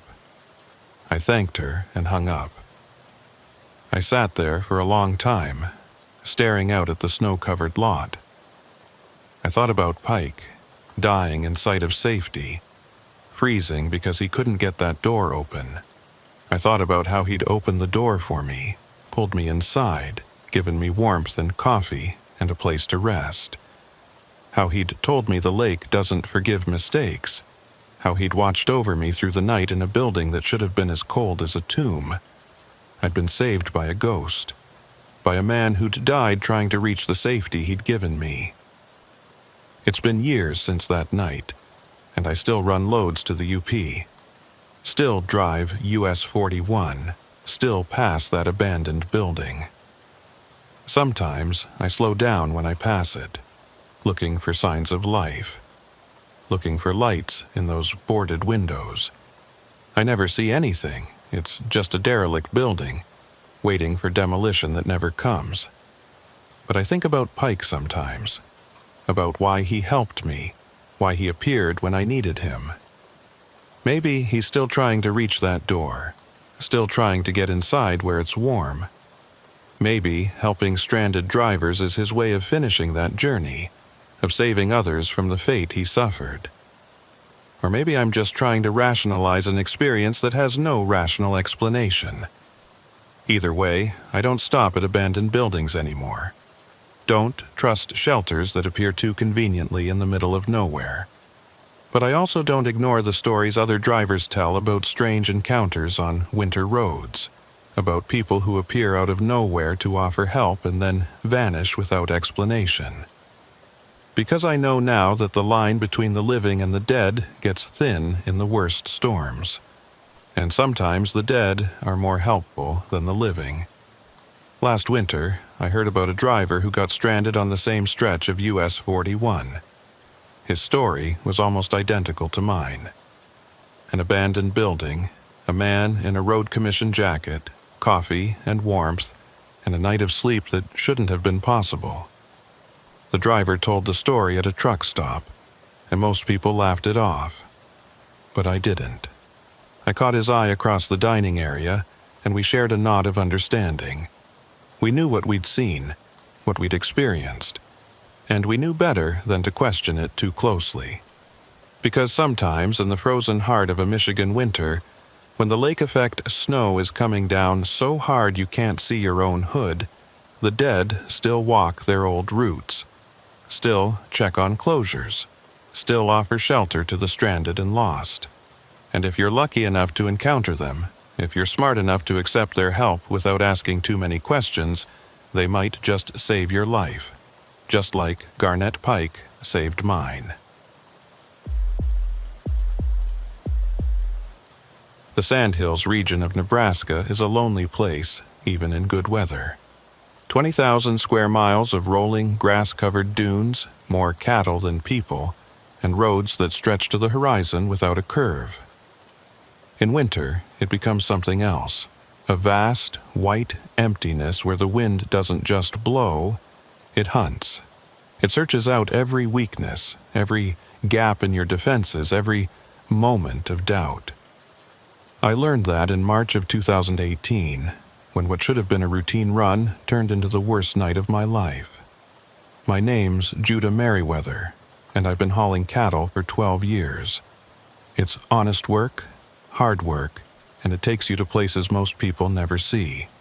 Remote ranches, auction yards in towns with populations under 500. Feedlots that exist as dots on maps that haven't been updated since the 70s. That night, it took me somewhere I wish I'd never been. Somewhere I'm still not entirely convinced exists on any map. I was running empty from Alliance to North Platte, deadheading back after delivering a load of Angus to a feedlot. The trailer was clean, freshly washed out at the delivery site, and I was making good time. The forecast called for light snow, maybe some wind. Nothing a driver with experience couldn't handle. But forecasts in the Sandhills are more like suggestions than predictions. The weather does what it wants out here, and what it wanted that night was to bury everything under 3 feet of snow, while winds gusting to 70 miles per hour turned the world into a white fury. I should have seen it coming. The sky had that look, a flat, oppressive gray that seems to press down on the land like a coffin lid. The kind of sky that makes cattle nervous, and horses refuse to leave their stalls. But I was tired, eager to get home to my apartment in North Platte, eager to sleep in my own bed for once instead of the cramped sleeper berth. So I convinced myself I could outrun it. I've made a lot of stupid decisions in my life, but that one ranks near the top. By the time I hit Highway 2 west of Broken Bow, I knew I'd made a mistake. The snow was coming down in sheets, and the wind was hitting my empty trailer with enough force to shove the whole rig sideways. Empty trailers are a nightmare in crosswinds. They catch the wind like a sail, and you spend more time fighting to stay in your lane than actually driving. I was down to 30 miles per hour, then 20, fighting the wheel just to keep it between the ditches. The road ahead would vanish for seconds at a time, complete whiteout, and I'd be driving on memory and hope. The center line disappeared, the shoulder markers disappeared, everything disappeared except the white and the wind. I was looking for a place to pull over, any ranch access road or wide spot where I could get off the main highway and wait it out. That's when I felt it. That terrible, unmistakable sensation every trucker dreads. The trailer started to drift, black ice under the snow, invisible and deadly as a knife in the dark. I felt the back end step out, swinging wide to the left. My stomach dropped, and time seemed to slow down the way it does in emergencies. I tried to correct gentle pressure on the wheel, foot off the brake, letting the Jake do the work. For a second, I thought I had it. The trailer started to come back in line, and I felt a surge of relief. Then the laws of physics took over, and relief turned to terror. The trailer continued its arc, pulling the cab with it. I was jackknifing, and there wasn't a damn thing I could do about it. I felt the whole rig start to tip. That slow-motion moment where you know what's coming but can't stop it. Time stretched out impossibly. I saw my coffee cup lift off the holder, saw my CB mic swing on its coil, saw the world outside my windshield start to rotate. The passenger side lifted, kept lifting, and then I was going over. The world rotated 90 degrees, and gravity betrayed me. I was lying on the driver's side door, held in place by my seatbelt, looking up at the passenger window like it was a skylight. The crash was less dramatic than you'd think. No explosion, no fireball like in the movies. Just a prolonged crunch and scrape as 53 feet of steel and aluminum settled onto its side in a drift of snow. The engine had died automatically, some safety feature kicking in, and the sudden silence was profound. Just wind, howling like something alive and hungry, and the creak of metal settling into its new position. I hung there for a moment, suspended by my seatbelt, taking inventory.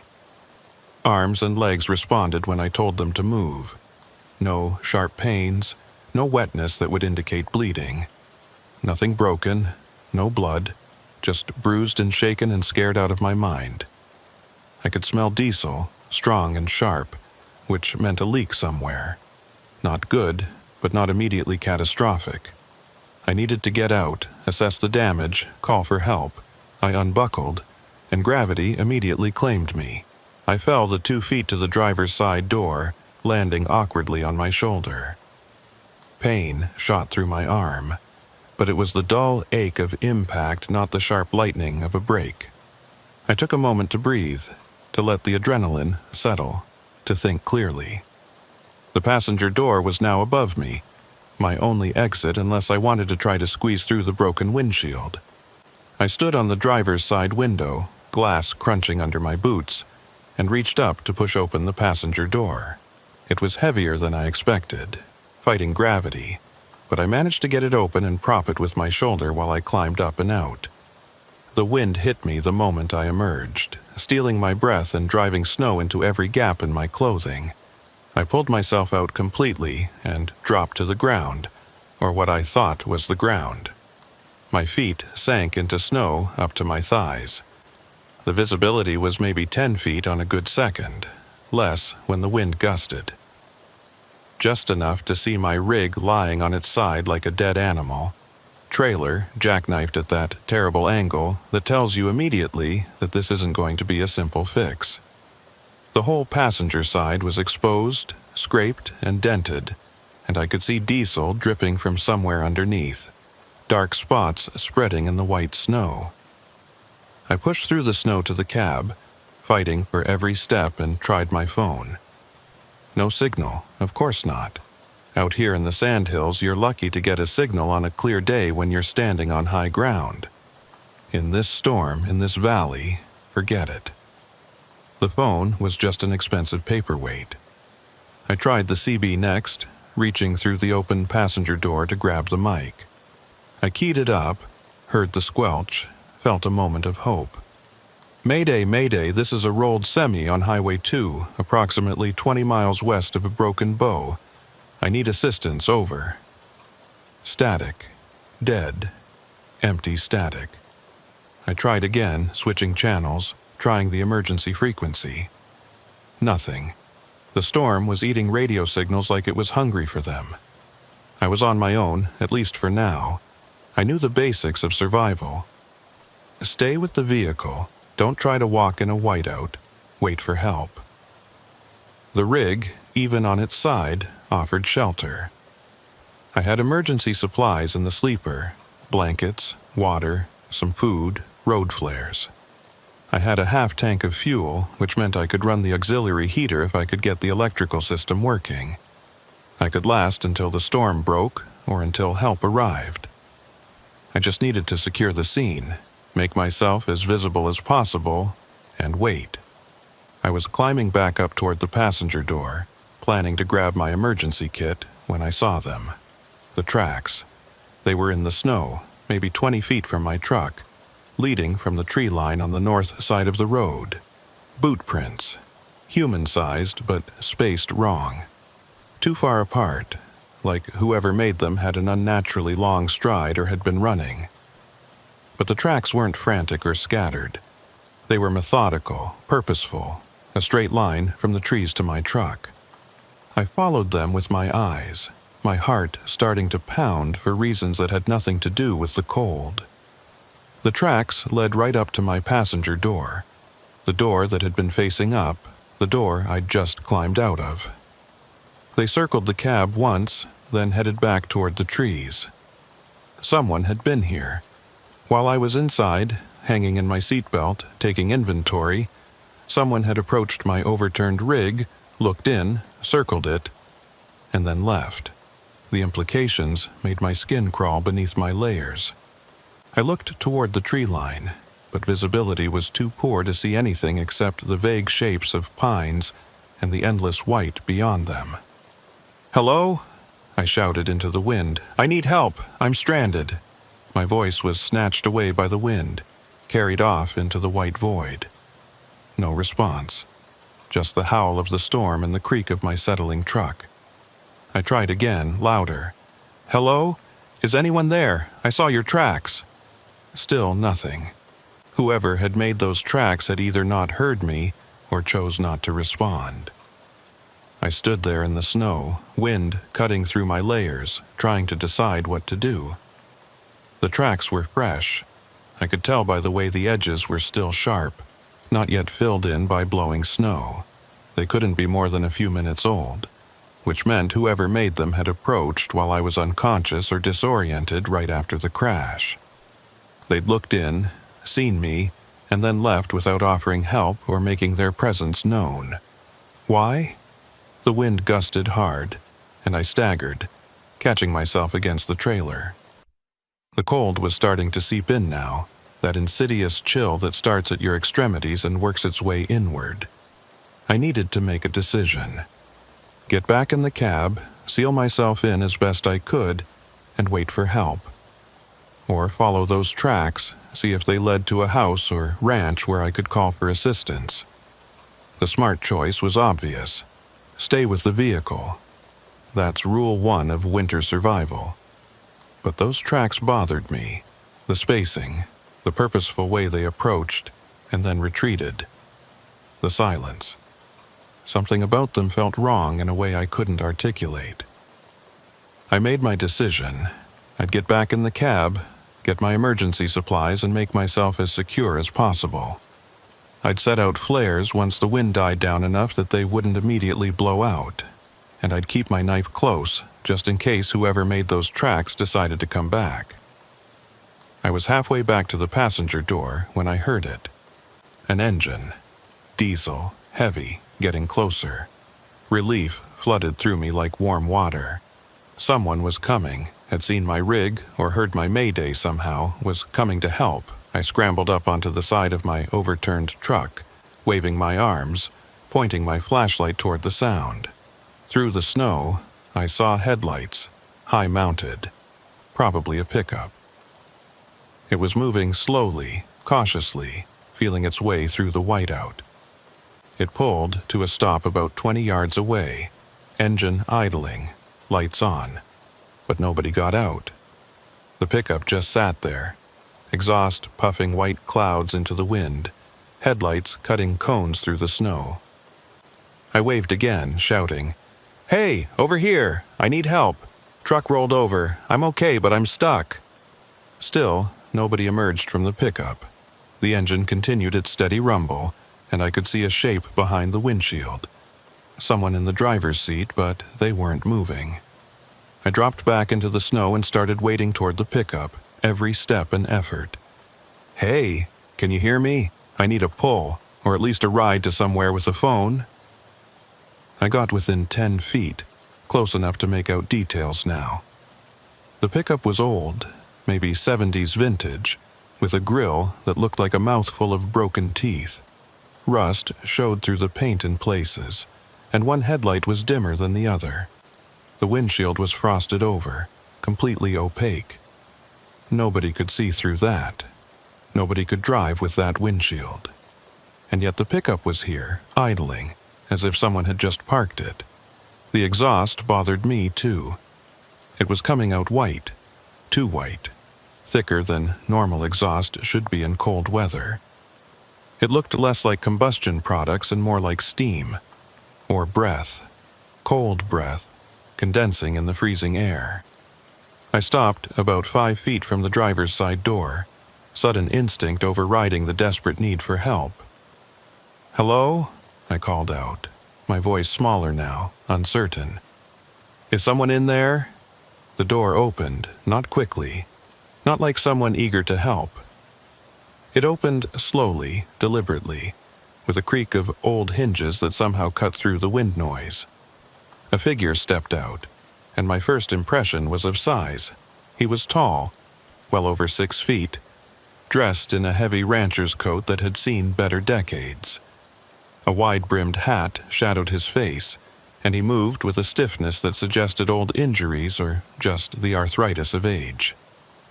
He stood there, not moving closer, not speaking, just regarding me from beneath that hat brim. The silence stretched out, punctuated only by the wind and the idle of his engine.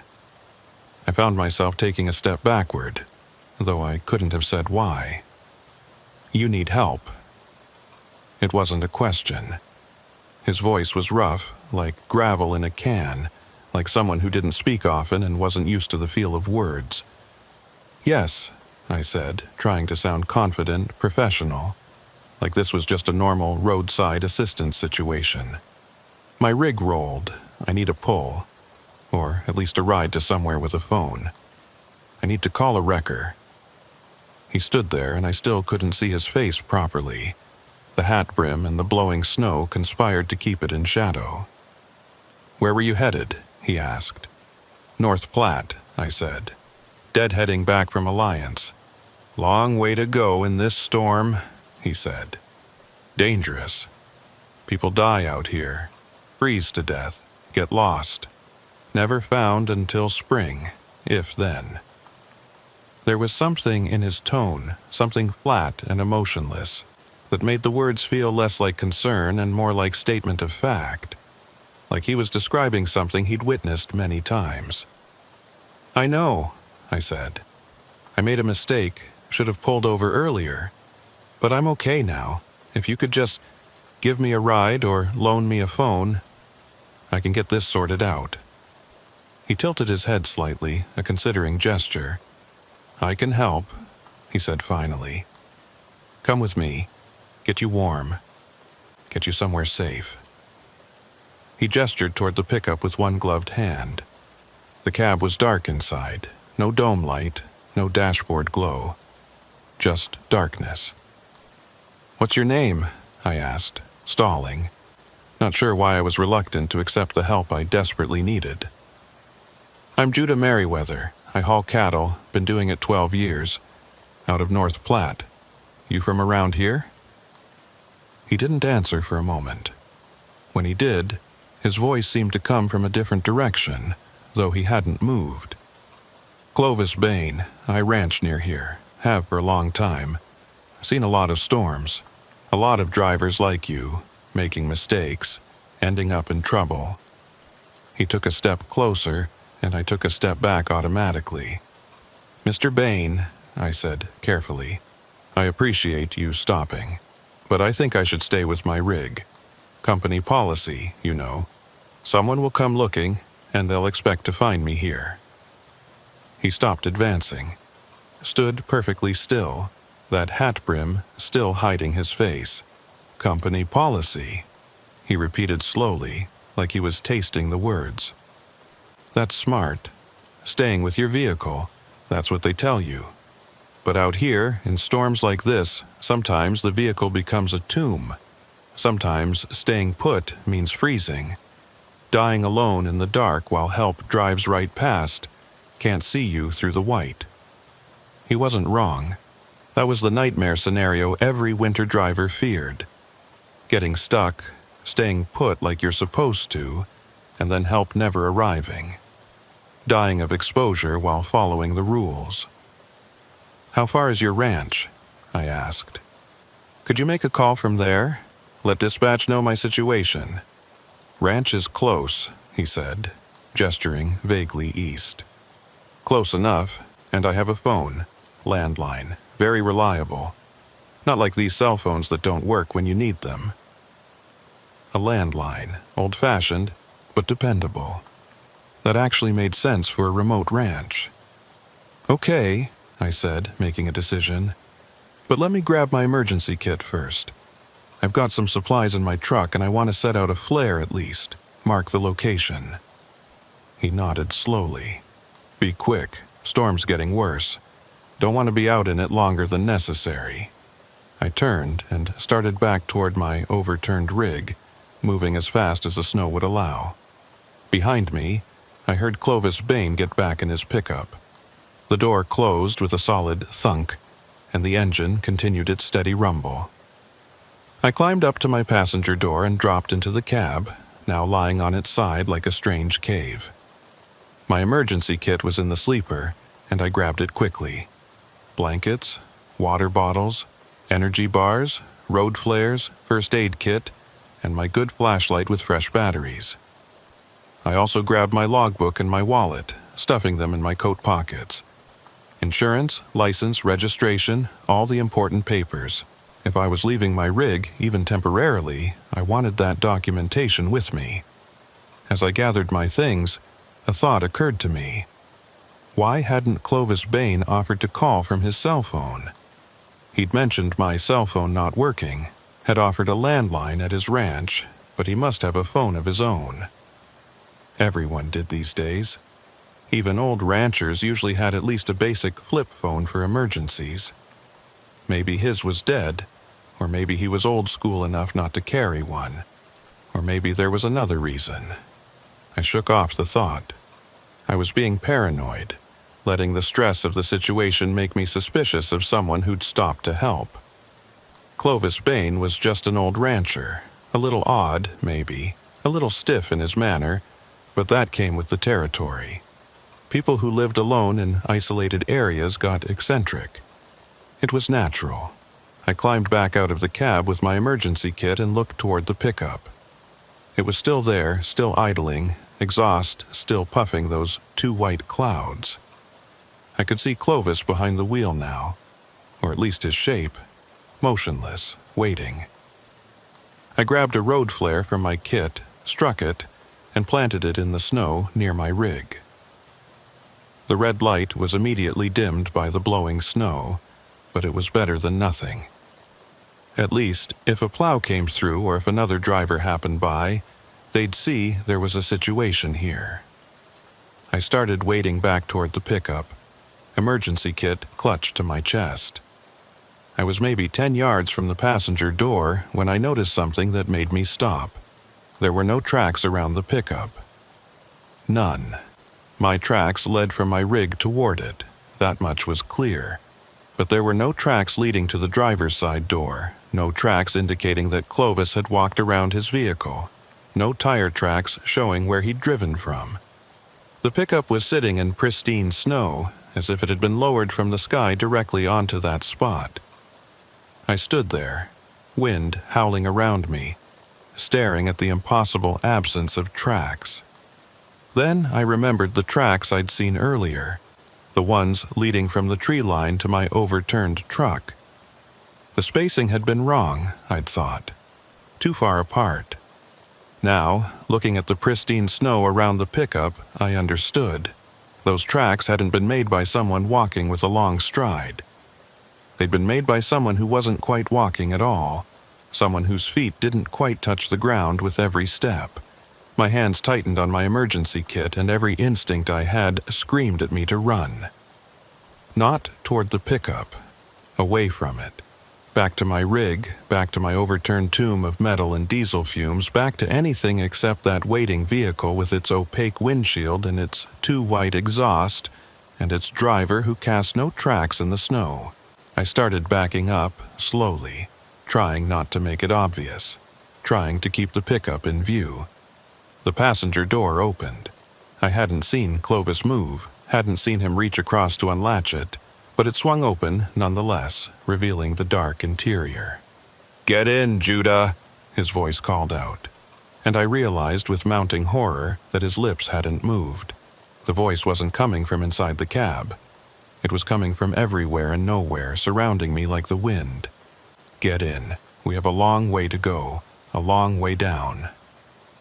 I dropped the emergency kit and ran. Not toward my rig. That was too far, too exposed. Toward the tree line, the same direction those impossible tracks had led. The snow grabbed at my legs like hands, trying to pull me down. But fear gave me strength. I heard the pickup's engine rev, heard the wheels spin and catch, and then I heard it moving, pursuing me. I didn't look back. Looking back would cost me seconds I didn't have. I crashed into the tree line, branches whipping my face, snow cascading from disturbed boughs. The trees were thick here, old pines that blocked some of the wind and most of the snow. I kept running, weaving between trunks, trying to put distance and obstacles between me and whatever was following. Behind me, I heard the pickup stop, heard the engine idle, heard a door open. "Judah," Clovis Bain's voice, patient, almost amused. "Where are you going? You can't survive out here, not in this cold, not in this storm. Come back, let me help you." I pressed myself against a tree trunk, trying to quiet my breathing, trying to listen over the sound of my own heartbeat. The wind was quieter here among the trees, and I could hear him moving. Not footsteps exactly, but a sound like something heavy being dragged through snow.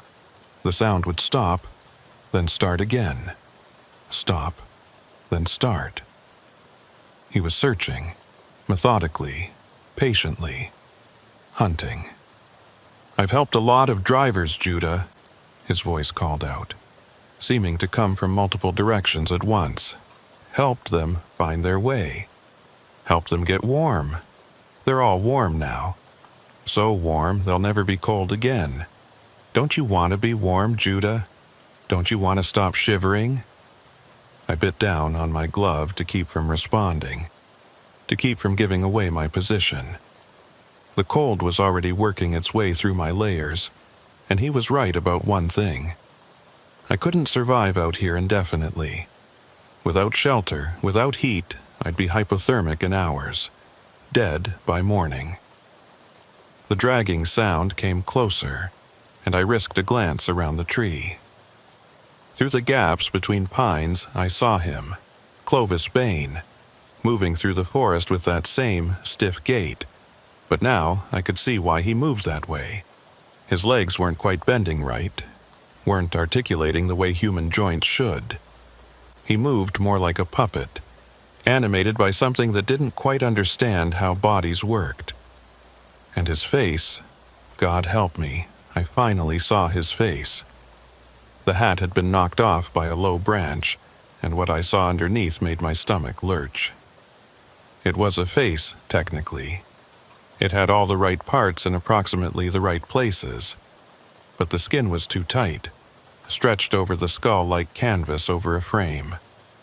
The eyes were completely white, no iris, no pupil, just blank white that seemed to glow faintly in the dim light. And when he smiled, the mouth opened too wide, showing teeth that were too numerous, too sharp, set in gums that were the color of old ice. "There you are," he said, and the voice came from that impossible mouth, distorted, echoing. "Found you." I ran again, pure panic driving me now. There was no plan, no destination, just the desperate animal need to escape. I crashed through underbrush, fell, got up, kept running. Behind me, I heard him following, heard that dragging sound and something else now. Laughter. He was laughing, a sound like wind whistling through a cracked window mixed with something wet and organic. I burst out of the tree line into a small clearing, and that's when I saw it. A structure, half buried in snow. An old line shack or hunting cabin, small and weathered, but it had walls and a roof and a door. Shelter. I ran for it, praying it wasn't locked, praying it was at least partially intact. The door was stuck, swollen with moisture and age, but I hit it with my shoulder and it gave way. I tumbled inside and immediately turned to slam the door shut. Clovis Bain was standing at the edge of the clearing, maybe 30 yards away, watching me. He didn't pursue, just stood there, that too wide smile fixed on his too tight face, and slowly raised one hand in a wave. "See you soon, Judah." His voice carried across the clearing. "Real soon. I'm patient. I can wait." Then he turned and walked back into the trees, moving with that puppet gait, and the forest swallowed him. I stood there shaking, back pressed against the door, lungs burning, mind refusing to process what I'd just seen. This couldn't be real, couldn't be happening. I was hallucinating, had to be. Hypothermia caused hallucinations. Stress caused hallucinations. Maybe I'd hit my head in the rollover, had a concussion, was lying unconscious in my cab right now, dreaming this entire nightmare. But the cold felt real. The rough wood of the door against my back felt real. The burning in my lungs and the terror in my gut felt real. I looked around the cabin, letting my eyes adjust to the dim interior. It was small, maybe 12 by 12, with a single room and a lot pot-bellied stove in the corner.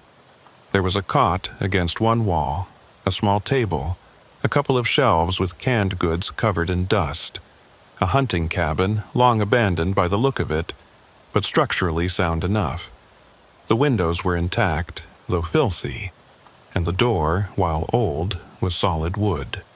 It was shelter. It was more than I'd had 10 minutes ago, but it was also a trap. I was locked in here with whatever Clovis Bain was circling outside. I went to the window and wiped away enough grime to see out. The clearing was empty, trees swaying in the wind, snow falling steadily. No sign of the thing that had chased me. But I knew it was out there, waiting, watching. I checked the cabin methodically, looking for anything useful. The shelves yielded cans of beans and soup, so old the labels were barely readable. Matches in a waterproof container, and a half-used bottle of kerosene for the stove. I checked the stove itself and found it clean, functional, with dried wood stacked beside it. Someone had used this place seasonally, probably hunters, and had left it ready for the next season. I could make a fire, generate heat, survive until morning. But morning was at least 12 hours away, probably more. Could I hold out that long? Could I keep whatever was out there from getting in? I started a fire in the stove, more for the psychological comfort than the immediate warmth, though that would come soon enough. As the kindling caught and the wood started to burn properly, I felt some of the terror recede. fire was primal protection, ancient defense against things that hunt in the dark. I pulled the cot to where I could see both the door and the window, positioned myself so nothing could approach without me seeing it, and tried to think rationally about my situation. I was stranded in a blizzard, miles from help. With a rolled truck, I couldn't drive. But I was alive, I had shelter, I had heat, and I had matches and wood to keep the fire going. In the morning, when the storm broke, I could make my way back to the highway. Someone would find my rig, would call it in, would send searchers if necessary. I just had to survive the night. Just had to wait out the darkness and whatever was in it. The fire crackled, wood popping and settling. Outside, the wind howled and the snow fell and the world was reduced to white and black and the thin orange glow of firelight. That's when I heard the sound. A soft scraping, rhythmic, coming from the roof. Like fingernails, or something like fingernails, scratching against wood shingles. I grabbed a piece of firewood from the stack, a solid length of oak that would make a decent club, and moved to the center of the room where I could watch all directions. The scraping continued, moved across the roof from one side to the other, then stopped. Silence except for the fire and the wind. Then a new sound. Tapping on the window, gentle, almost polite. Tap, tap, tap. I looked at the filthy glass and saw nothing but darkness and the reflection of firelight. Tap, tap, tap. The sound came again, more insistent. I approached the window slowly, club raised, and wiped away more grime. Pressed against the glass from outside was a hand. Palm flat, fingers spread, pale as snow. But wrong. The fingers were too long, the joints bent at angles that weren't quite natural. As I watched, the hand slid down the glass, leaving a smear that wasn't quite water and wasn't quite ice. Judah! The voice came through the glass, muffled but recognizable. Clovis Bain. Let me in. I just want to help. Want to get you warm. Don't you trust me, Judah? Go away, I said, my voice barely above a whisper. Leave me alone. The hand disappeared from the window, and for a moment I thought he'd actually listened. Then I heard footsteps on the porch, heavy and deliberate. The door rattled in its frame as something tested it.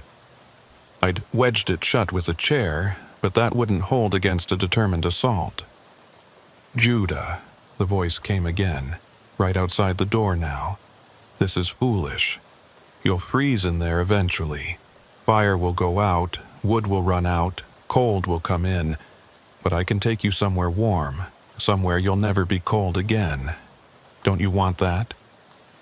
I don't know what you are, I said, backing toward the stove, toward the light and heat. But I know you're not human. I know you're not Clovis Bain, so no, I don't want your help.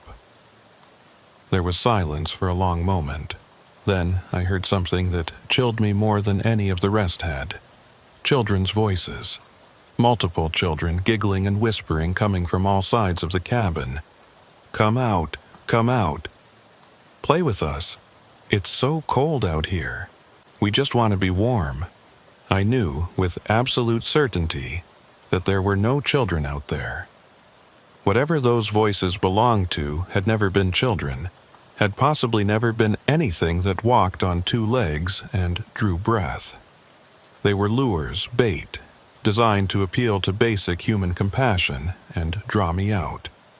I stayed silent, club gripped tight, watching the door and windows.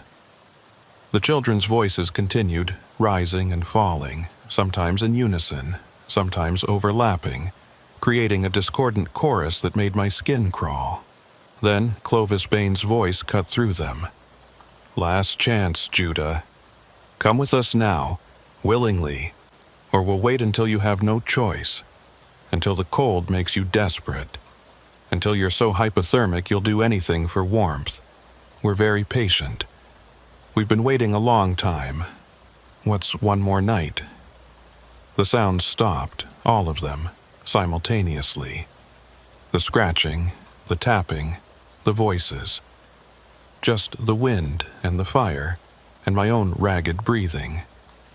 I stood there for what felt like hours, but was probably only minutes, waiting for them to return. They didn't.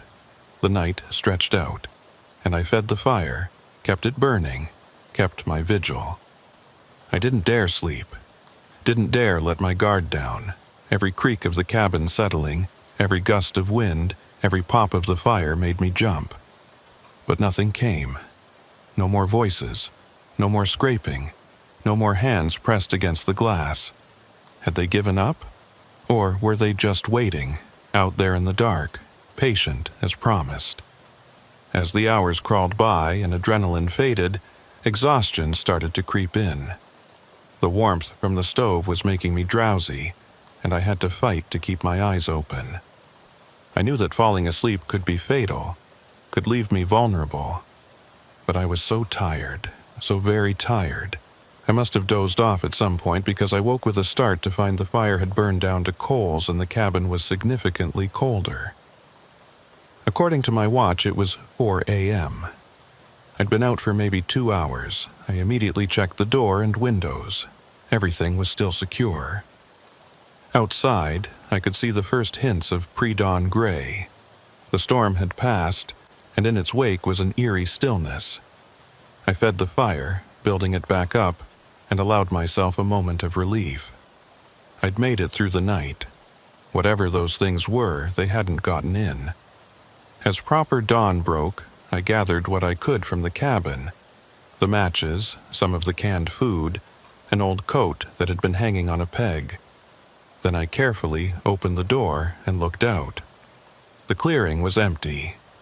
Pristine snow covered everything, unmarked except by my own tracks from the night before, leading from the tree line to the cabin door.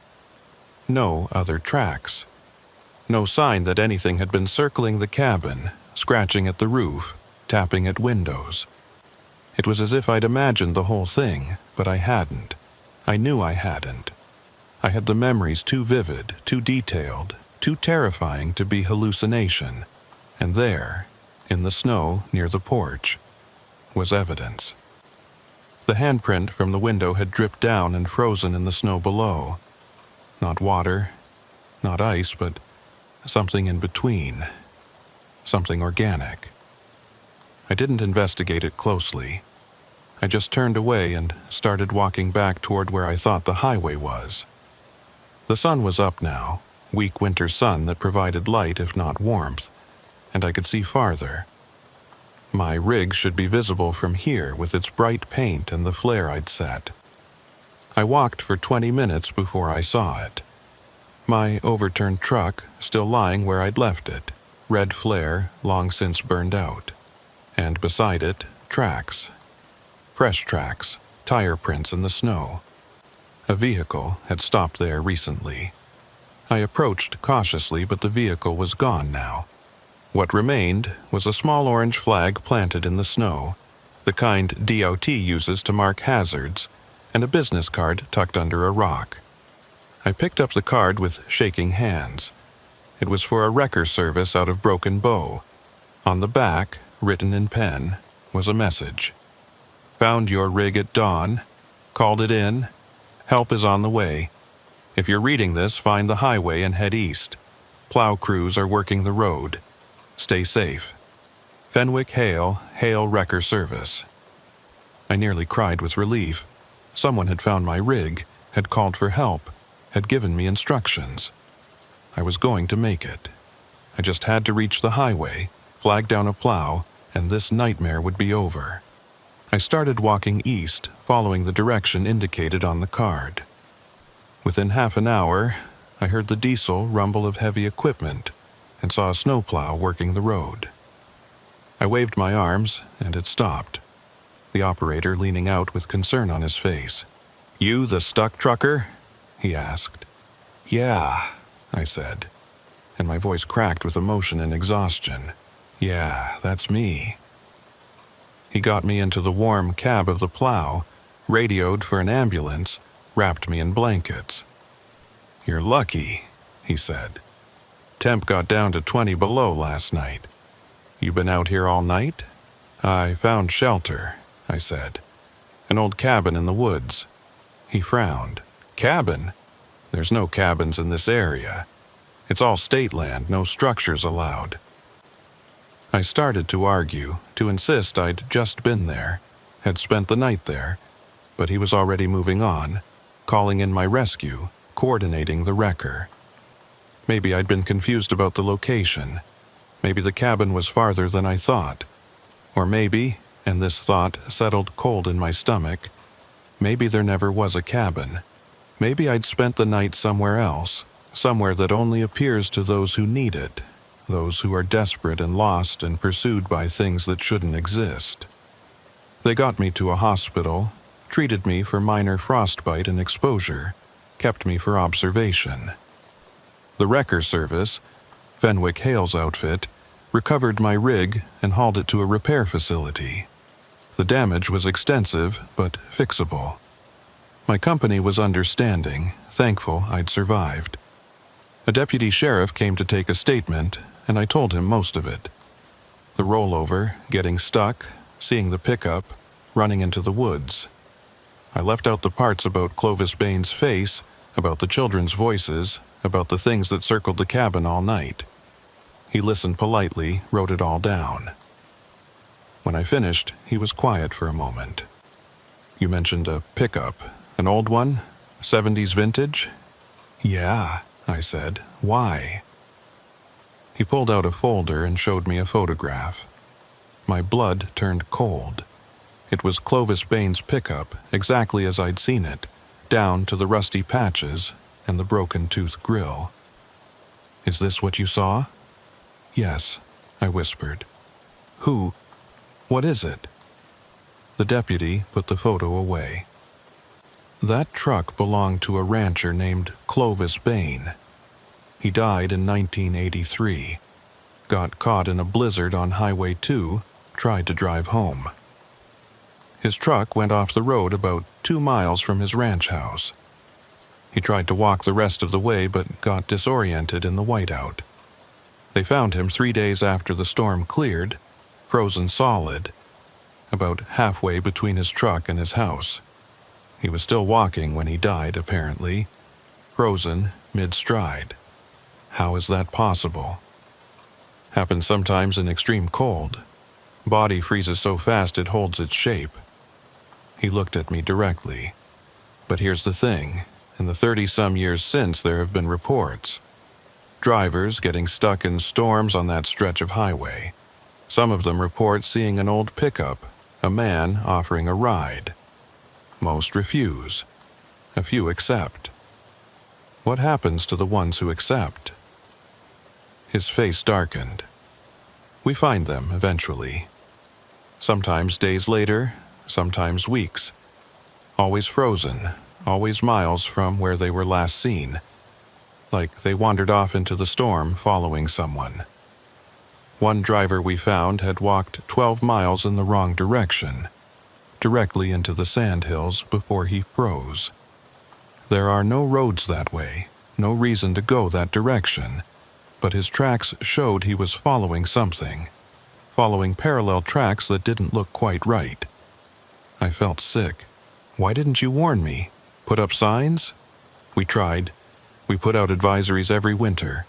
Stay with your vehicle. Don't accept rides from strangers, but how do you tell people not to get in a truck with a dead man? Who believes that?" He stood to leave, then paused. "You did the right thing, Mr. Merriweather. Running. Following your instincts. A lot of drivers don't. They're tired, cold, desperate. They get in the truck because it's there, because it offers warmth. And then they're never seen alive again." After he left, I lay in the hospital bed, staring at the ceiling. I thought about Clovis Bain, frozen mid-stride, trying to reach home. Thought about how he was still trying, decades later, still offering rides, still promising warmth. But the warmth he offered wasn't life. It was the final warmth of freezing to death. That paradoxical sensation hypothermia victims report right before the end, where they feel hot and start removing clothes. He was trying to take people with him, trying to share that final, fatal warmth. I was released 2 days later. My rig was repaired, and I faced a choice. Quit trucking, find a job that didn't involve winter driving through the sandhills, or get back behind the wheel. I chose to keep driving. But I made changes. Better emergency gear, satellite phone with reliable coverage, extra fuel for the heater. And I made rules. If I get stranded, I stay with my rig, period. No exceptions. I don't accept rides from strangers no matter how desperate I am. I don't follow tracks into the woods. I don't trust old pickups with frosted windshields that appear out of nowhere in storms. It's been 6 years since that night, and I still run freight through Nebraska. I see that stretch of Highway 2 sometimes, and I always feel a chill that has nothing to do with the weather. Because I know what's out there. I know that in the worst storms, when the snow falls so thick you can't see your hood, and the wind howls like something dying, Clovis Bain is still driving his route, still stopping for stranded truckers, still offering rides to somewhere warm. And I know that every few years, some desperate driver accepts that ride, climbs into that truck with its dark interior and its driver who doesn't quite move right, and they're never seen alive again. Sometimes I see the pickup in my mirrors, far behind, pacing me on empty stretches of highway during winter storms. I drive faster when I see it, keep my doors locked, and I pray I never break down again on Highway 2 during a blizzard. Because I know he's waiting, patient as the cold, hungry as the wind, offering warmth that burns like ice and promises that end in frozen silence. Last month, another trucker disappeared on that same stretch. They found his rig 3 days later, rolled in the ditch, driver's door open. No sign of him except tracks leading away from the truck. Tracks that stopped after 50 yards, like he'd simply vanished mid-stride, or climbed into a vehicle that left no tracks of its own. They're still searching, but I know they won't find him. Not alive. When they do find him, he'll be miles from his truck, frozen, that last paradoxical warmth still evident on his face. They'll wonder why he wandered so far in the wrong direction. They'll never understand that he didn't wander. He was following Clovis Bain's last ride home. I hope to God I never have to follow it myself. But out there in the sandhills, in the white hell of a blizzard, hope is a thin and fragile thing, and the dead drive their routes forever.